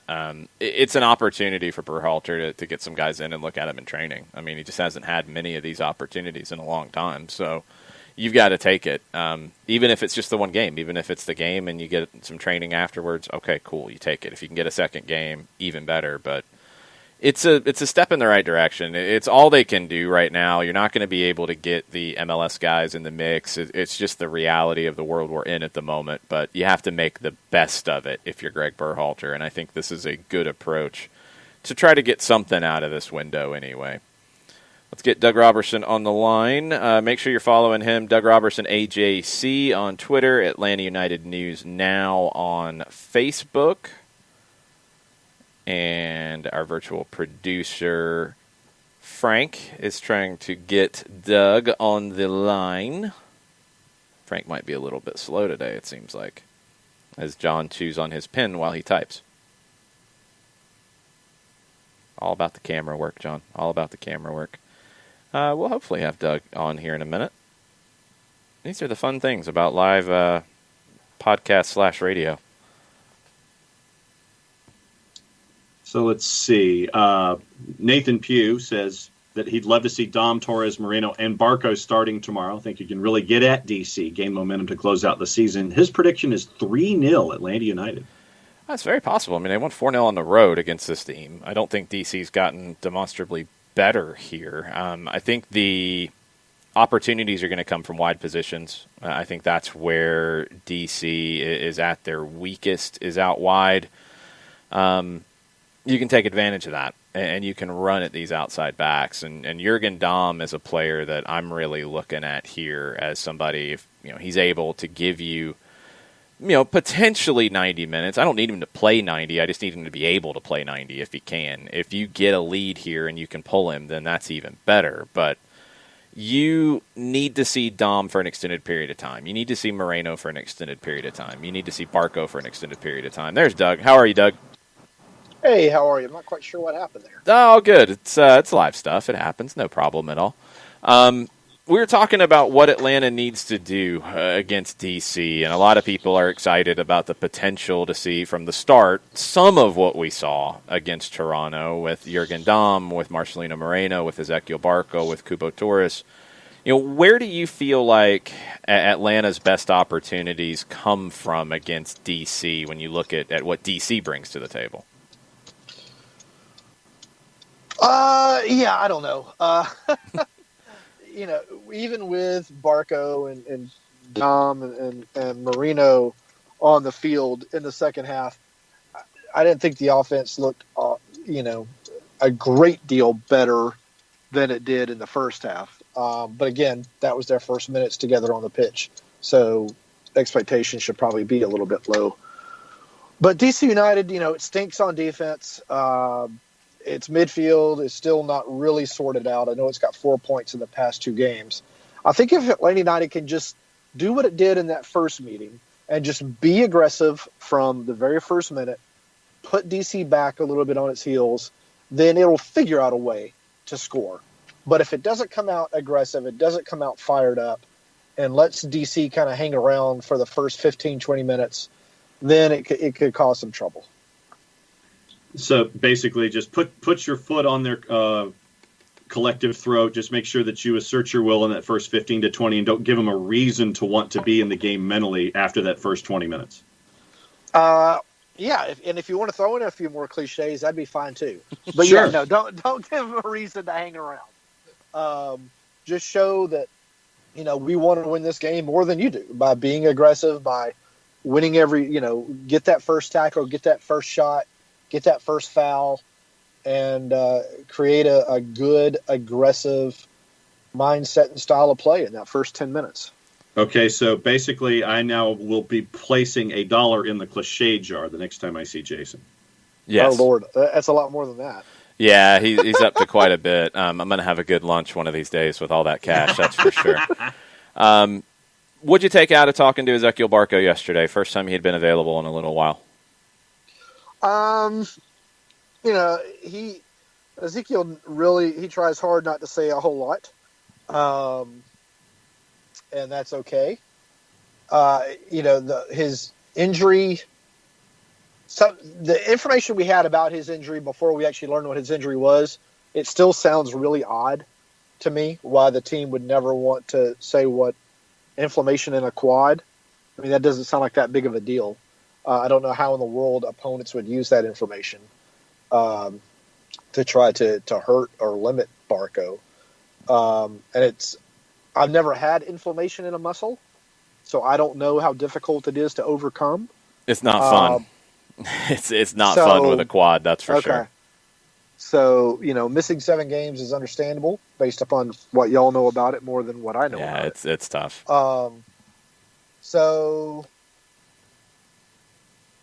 Yeah, I mean, really, that was all we got out of it. I asked him point blank, do you feel pressure to try to perform well in these next 4 games, these what could be final 4 games, to try to increase your attractiveness to a club overseas? And he said he just wants to get as many points in these next 4 games and get this team into the playoffs, basically.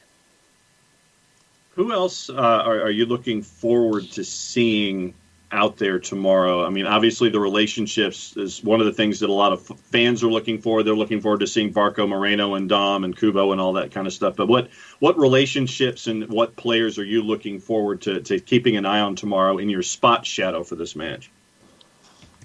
Moreno. Want to see how he plays. He didn't really influence the Toronto game like he did the first game that he played. So I'm curious to see, now that he's had a week of training with his teammates, a full week, probably the first full week, how he can impact the game with a little bit of information he's probably picked up against a team that, again, Atlanta United should do well against. What are you looking at lineup-wise here? I mean, this is tricky because games are must-win as much as they can be without actually a loss ending your season. But you've also got 3 this week, and this is a team that hasn't had full strength availability. I don't know if they've ever had that this season. It's been one of those kind of years.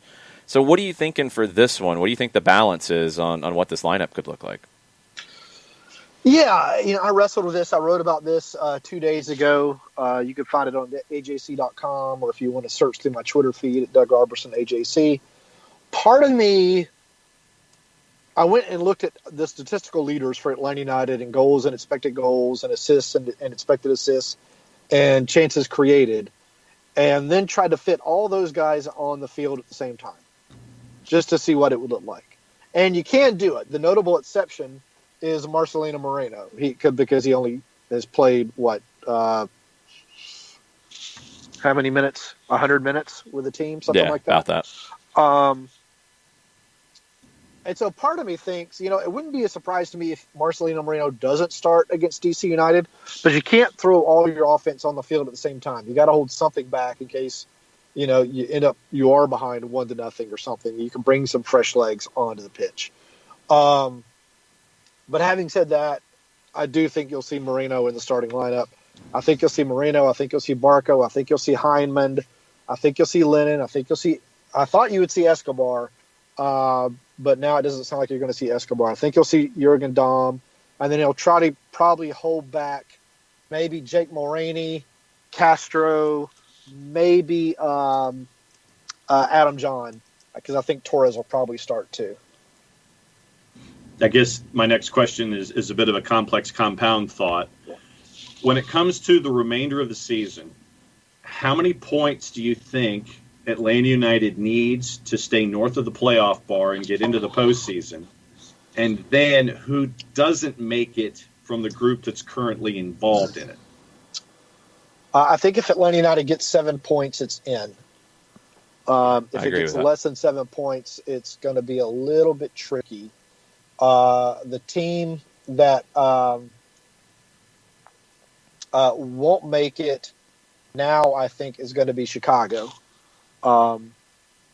Montreal, I think, is going to make it. I don't think Miami is going to make it. Nashville, I think, is a lock with the 3 points they got Wednesday. If they get 3 points again, then they're definitely locked in. So I think Chicago is the one that drops out.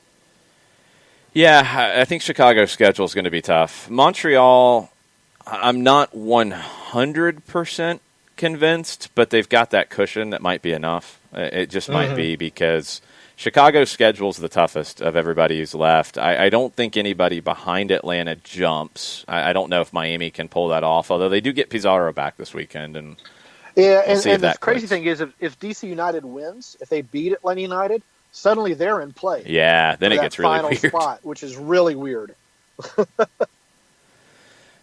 Yeah, it could get really weird down the stretch here. What else do you have coming up over at the AJC between now and kickoff on tomorrow afternoon?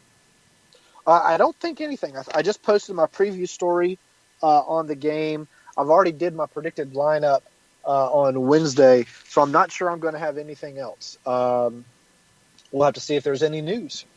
All right, before we get into our predictions, I'm going to throw a wild card or 2 wild cards at you. Sure. First off, on the MLS front, who do you think wins the Western Conference? Portland. That's where I'm at too. I'm on the Timbers bandwagon with it. Yeah. And I'm not buying into Seattle just yet. Kansas City's been too up and down. LAFC's not what they've been. I don't think they're good enough defensively, and there's nobody else really. I think it's Portland's to lose. Yeah, and Seattle could be without Rui Diaz for the remainder of the season too, because of quarantine. Yeah, we'll see where that goes. And then my other one is your thoughts on the whole Virgil van Dijk, Jordan Pickford situation and how that played out.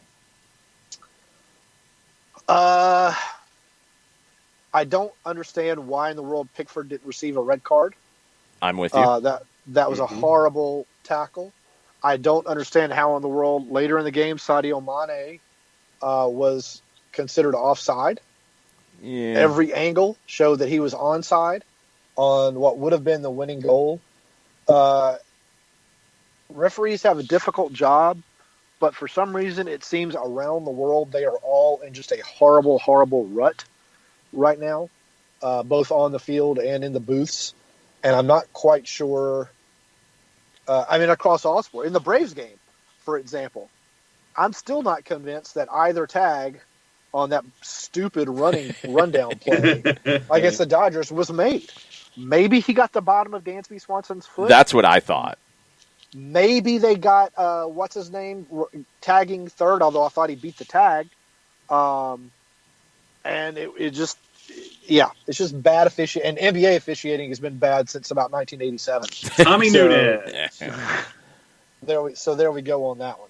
Yeah, I'm with you on the Pickford situation. I thought that was a red, and if it's been mixed messages on if they looked at it, if they didn't look at it, if they got distracted by the offside decision. None of that's an excuse. That's a red card for me. It's It's putting a player's physical well-being at risk because of the way you challenged. You could have done your job without doing what you did. That was a decision that was made, and it was the wrong one. I don't think there was intent. I don't think it was a dirty play and that he lined him up and wanted to hurt him. I think it's unfortunate, but it's still a red card. Yeah. No, I agree with you. I don't. There's only been a few times in my life where I've looked at a play and said he meant to hurt him. And that was not one of them. You need to watch the Argentine League a little bit more because you'll see a few more of those. But I don't think he meant to hurt him. How do you watch that? What channel do you watch the Argentine League on? Out of curiosity. You can subscribe, and Doug, I'll give you the link. You can go to fntz.co/soccer down here, and you can subscribe to Fanatis. And Fanatis has all of the Argentine League games. They archive them. So you can go back and watch some games as well. I got to watch some Marcelino Moreno when the signing was announced, some older Lanús matches. So Fanatis is a great service. They're an affiliate of ours. And when you sign up, it helps the show. And it's for the low price of what? It is $7.99 a month. Oh, wow. Yeah, not bad. That is less than a subscription to the Atlanta, that's more than a subscription to the Atlanta Journal-Constitution. And I subscribe there as well because of the great content. Aren't you a good guy? Yes. And you can also get the yearly discount a little bit on Fanatis if you pay for the full year up front. So it's not the full 12 times 8. Well, there you go. All the things. All right, we got to get into predictions. This is going to be a very, very interesting one. John, where are you going to kick us off? I was going to say, I don't see this being an Ajaxian Liverpool 1-0, that's for sure. I'm going to go 3-1 Atlanta United. I think that Donovan Pines gets one off a set piece, but I also think that Barco Lennon and Marcelino Moreno score. So I think it's a comfortable 3-1 win. Donovan Pines gets a set piece for DC United. Comfortable 3-1. Okay. Doug, what are you thinking? 2-0 Atlanta United. Okay. A comfortable 2-0. First half goal? Yeah. Yeah, that's kind of where I'm at. See, now this is where we get into it. Do I want to actually do what I always say and pick what I think is going to happen, even if it's the same as one of you two? Or do I want to try to be different? 2-0 is what I had in mind. I'm going to stay with 2-0. I think it's comfortable. I think there's also a bit of kind of management here of minutes. If you get early goals and you keep it comfortable, you would be able to potentially rest players in the second half if you need to. And you finally have some, I think attacking depth here. And not just, okay, we can put somebody out there to play, but actually change things up a little bit. If you start Jurgen Damm, for example, you're in good shape at the 60-minute mark.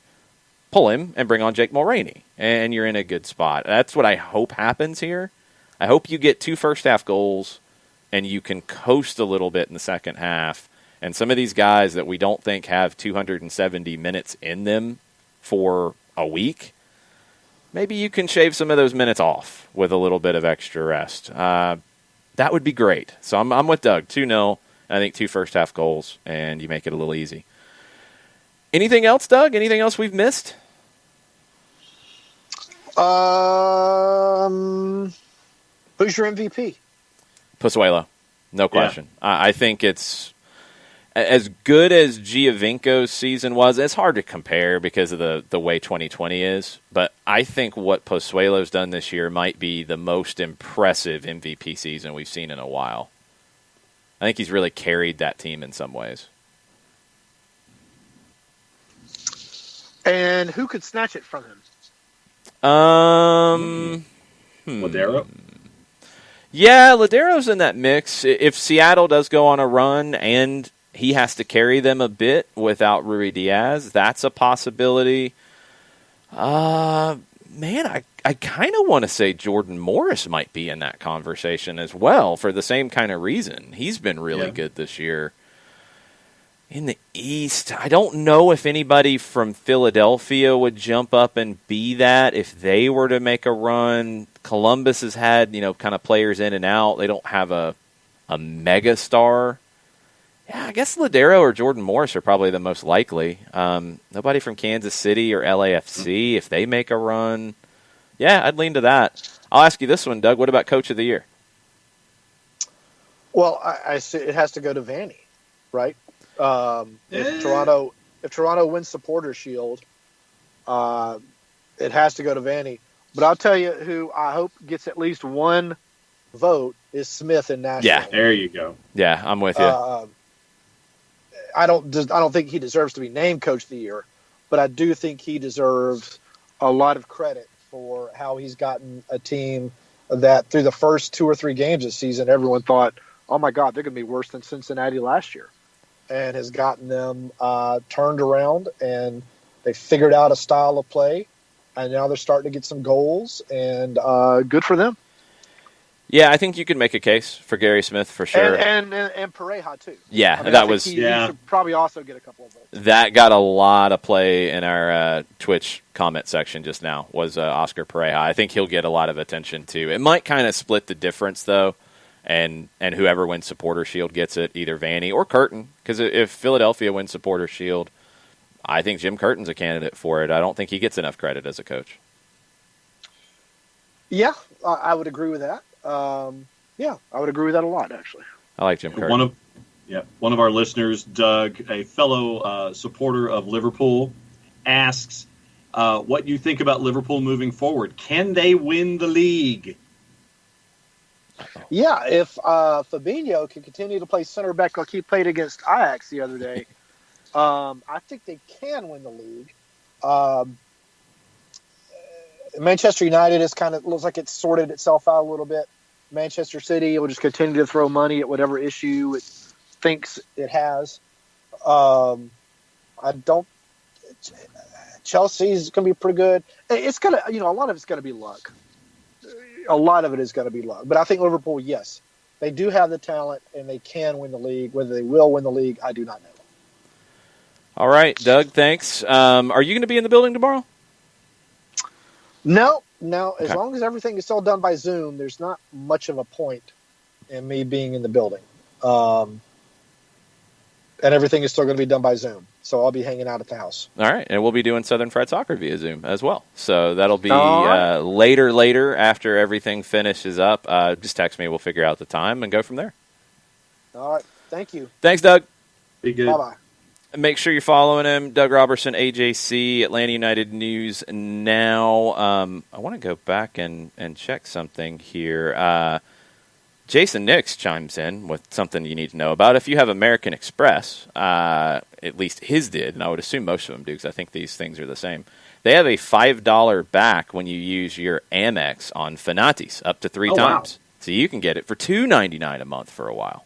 Nice. That's awesome. I wasn't sure if that subscription special was for the AJC, which they do run some specials from time to time, and definitely look into that.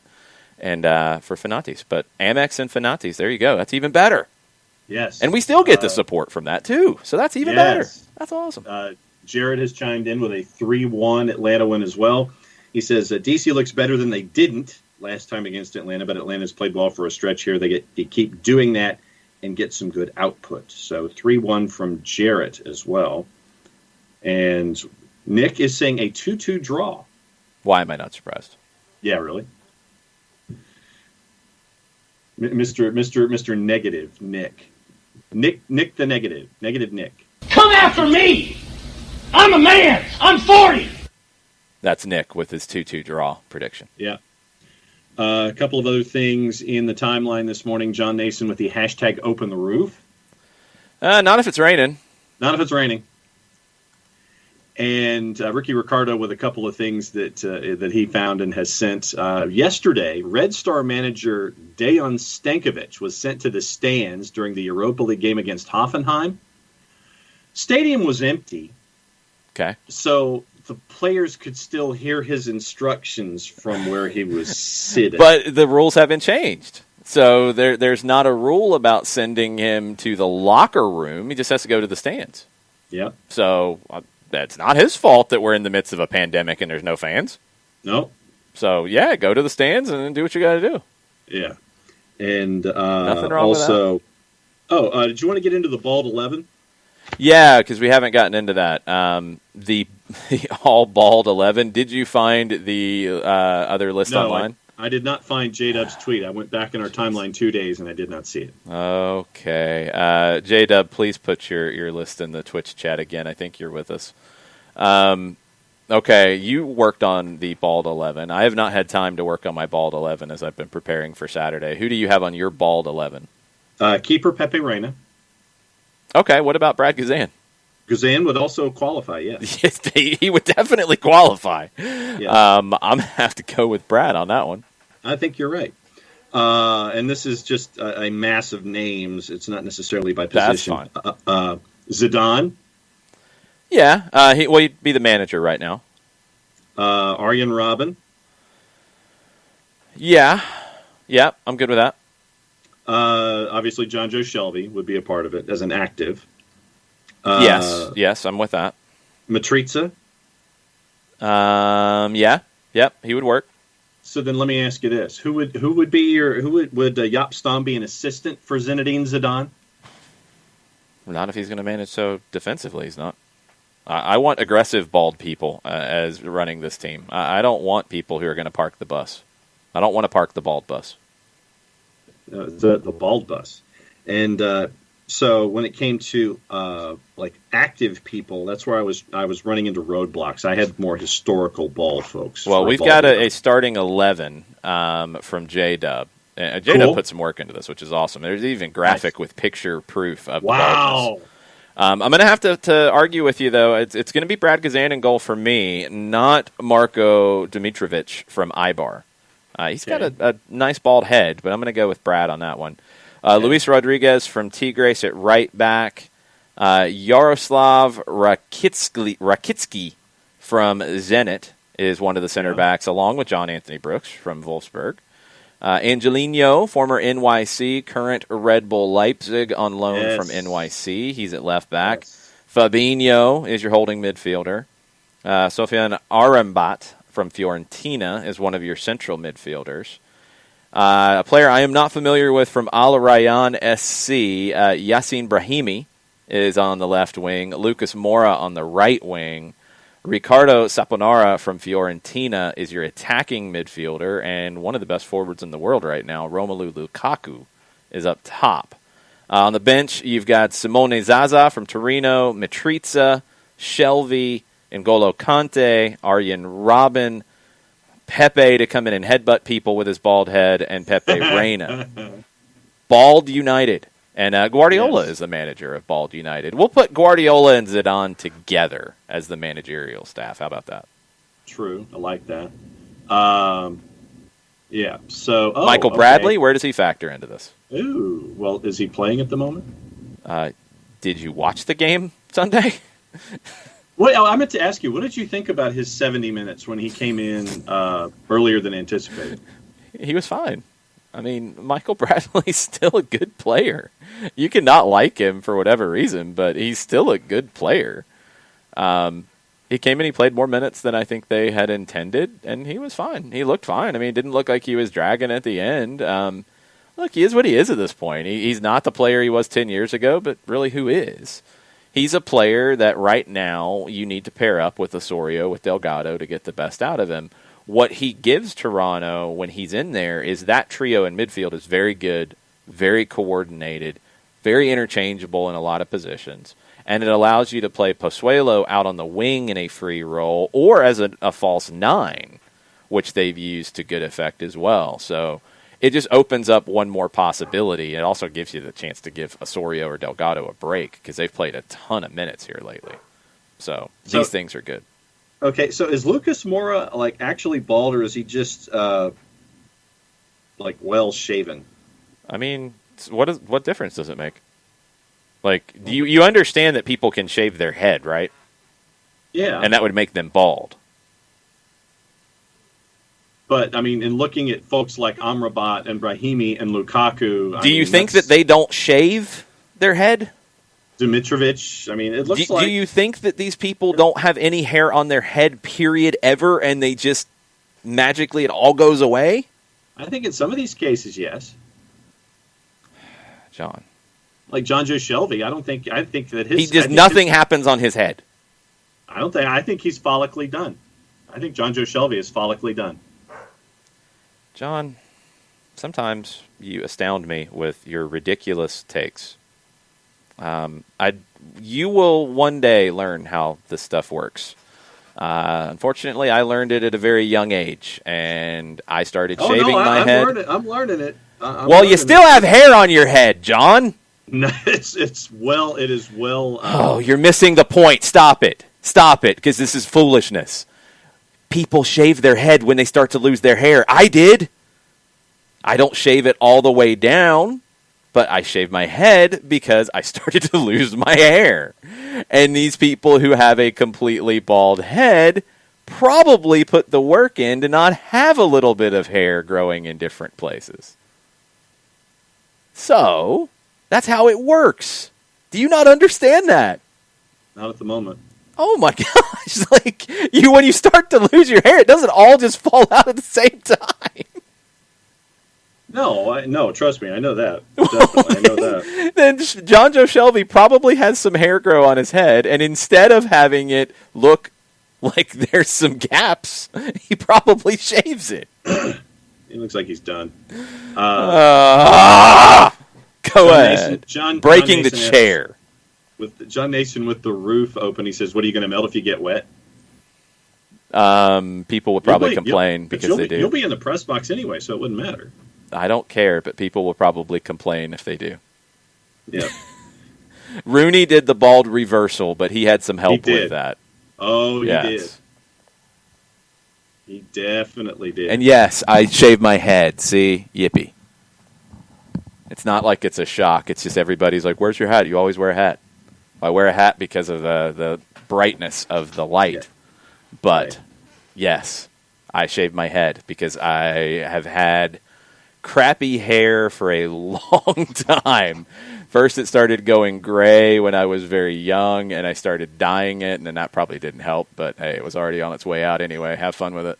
And then when it started to really go, I just shaved it because I didn't want it to look, like there were gaps in it. So I shave it and trim it down. But since I'm wearing a hat most of the time, I'm not, completely shaving it all the way down.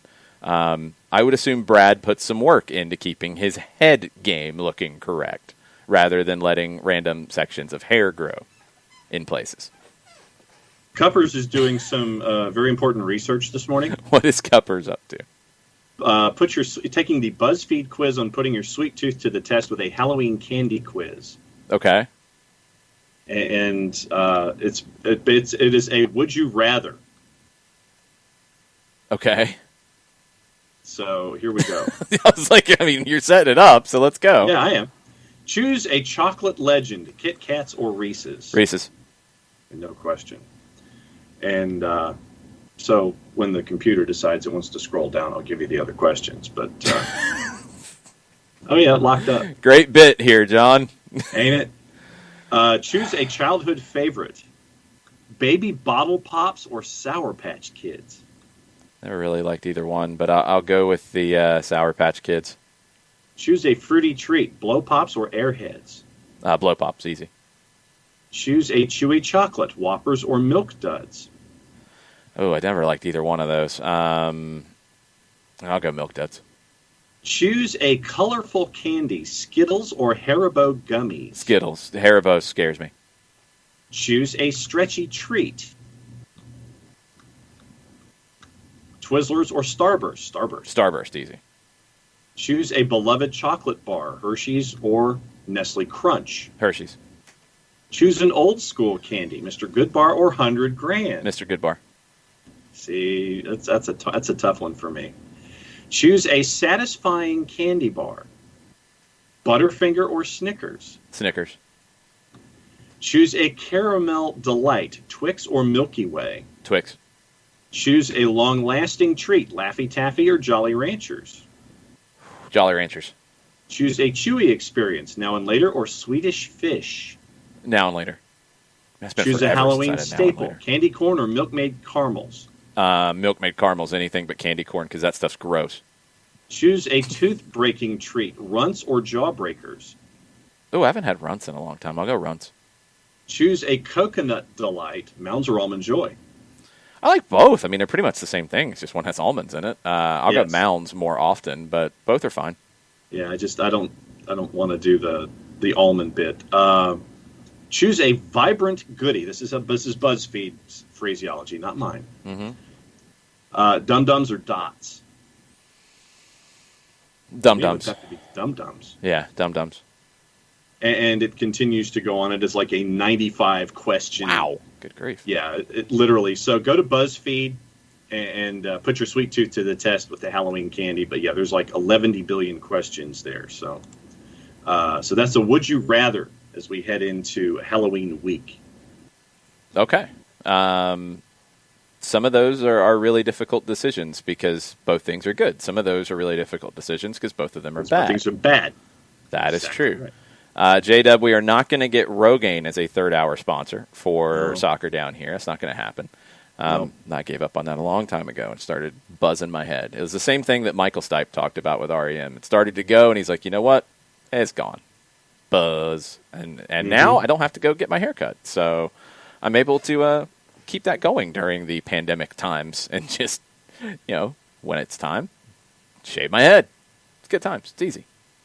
Yeah, for Makes me, life much it easier. is wearing a mask, going to You keep going because that first part doesn't make any sense because I don't think that's how you wear a mask. no in the hairdressers. Yeah, that was the part that was needed. You wear a mask. No, you wear the mask on top of your That's head. why I was waiting for you to continue your sentence. Yeah, mask on top of the head. No, going to the hairdresser, you wear a mask. Okay. And one other thing also, what else is on your list? Is there anything else on your list before we go?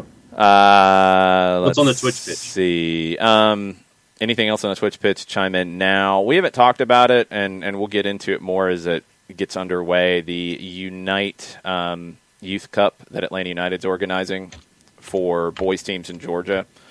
It's an opportunity to get, Atlanta United, Southern Soccer Academy, Lanier Soccer Association, Inter Atlanta, the teams that are in MLS Next, along with other clubs like Concord Fire and others, to play games at 3 different age groups, U14, 15, and 17. It's not a tournament in the old school sense with everybody coming to one place and playing a whole bunch of games in a short period of time. It starts in October. Matches are scheduled monthly. Semifinals and the finals will be held in Marietta, the Children's Healthcare of Atlanta training ground. I hope it's something that they continue in some form or fashion once we do get back to a normal schedule, because I think Atlanta United can, one, they'll benefit because their players will get good games where they're going to be considered favorites and they're going to have to deal with pressure. That's good.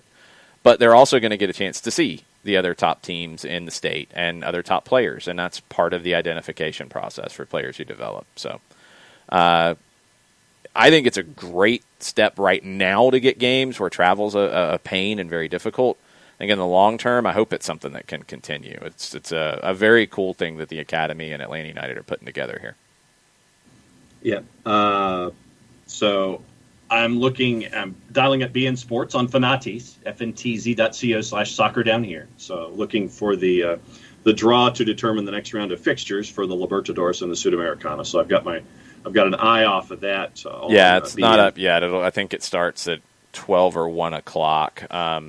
First Libertadores, then Sudamericana. TIC is having a Planeta Gol special right now about Carlos Tevez, who was part of our trivia night last night. That was very cool. Yep. Andre Ayew in the ball to 18, according to the Colonel. That's a good call. That is a good call. Ricky Ricardo is questioning your ability to count. He said there were only 4 more questions in the candy quiz. He just took it. So, okay, you got called out by Ricky Ricardo. I was only halfway down the page. The icon was only halfway down the page, and there were still questions. So I assume that if you're only halfway down the page, that there's that much more that you had to go. Probably ads and links at the bottom. I think that's it for today for all of the madness going on in the SDH world. You've got MLS starting tonight. DK, U.S. and Wales on November 12th. Yeah, I think hopefully they get a second game during that trip. Lots of stuff, but I did want to touch on some sad stuff in the soccer world in the U.S. For people who listen to the Total Soccer Show, Daryl Grove passed away. Kind of expected that it was coming when he went into hospice care recently. Look, I can't say that I met those guys. I didn't know those guys. And I've said this many times about other podcasts. I don't listen to a lot of other shows. And the reason is I don't want other people's, work to blend into mine. You hear things that people think and it starts to get into your head. I don't want to, miscredit somebody. I listened to their shows, some of their special shows, especially when they do retrospectives or they look at things that we don't talk about on a regular basis. And I always enjoyed their work. And they were, honestly, what Taylor and Daryl did is why we do this, because they showed that you could do it and do a daily show, and people would be interested in it. And there's no way I'd be doing this stuff if they hadn't started to do it and show that you could have that kind of a network. And just to show you how good of a dude Daryl was, never met him, never talked to him online, just knew the show. He reached out and sent an email, when was that? A couple of years ago, I believe. Yeah, it was actually early 2018. We were still kind of finding our way at that point.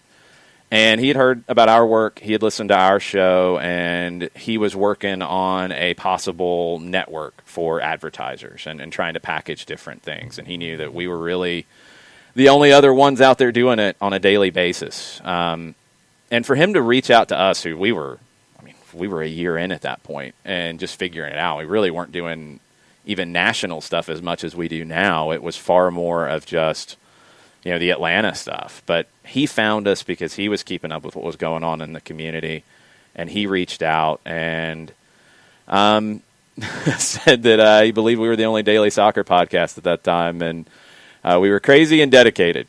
And for him to reach out, having not met us, not being in the Atlanta area and do that, it just showed that he looked at the bigger picture. And it's a loss for all of the Atlanta or the American soccer community to lose Daryl Grove. So our thoughts are with Daryl's family, obviously, with Taylor's co-host, everybody with Total Soccer Show, all the listeners who listen, because we share a lot of listeners, and that's something I've noticed over the years. So those guys do amazing work, and it's a tough time right now for them, and I'm sure they were preparing for this, but it still hits you like a ton of bricks. There is a GoFundMe that's out there if you're interested. You're talking about stage 4 colon cancer. And for me, my dad was lost to colon cancer. So I know what it's like to have to fight that battle specifically. And, for Daryl to reach out to us in our early days. One of the good dudes. And it really stinks that we have to talk about cancer. And it is a soulless, heartless thing. And I hate it with every fiber of my soul. It is one of the things that really touches me raw whenever I see folks who have to fight this kind of a battle. And we lost a good one with Daryl, but yeah, if you're so inclined, there is a GoFundMe out there to try to help with expenses, because fighting cancer, fighting any disease is not cheap. And so if it is something that you can do and that you're inclined to do, it's out there. The GoFundMe's out there, and it's been retweeted all morning. Yeah, we'll share that from our Soccer Down Here accounts as well. Later tonight, we've got the run-up, getting ready for Atlanta and D.C. Deep dive on the preview there, tactical questions, deeper questions. Please throw them our way at Soccer Down Here. Then tomorrow morning, we have the Power Hour that will be coinciding with the first half of El Clasico, which will be nuts. We won't be doing play-by-play, but it will be on, and we'll be talking about it. And then just a few hours later, we'll be getting ready for Atlanta and D.C. from the Benz, and hope that some of you guys will be in the building. We're not doing anything in the way of pregame stuff. Obviously the way stuff is crazy at the moment. We're not really doing the events in front of crowds at the moment, but we'll have our normal stuff with run up tonight with Power Hour in the morning, and then we'll have the countdown to kickoff, 4 o'clock kick. So it'll be on about 3 o'clock on the Atlanta United social media channels, and then we're on the air for radio at 3:30. So until the run up tonight, y'all have a good rest of the day. Mucha plata, y'all. Mucha plata, y'all.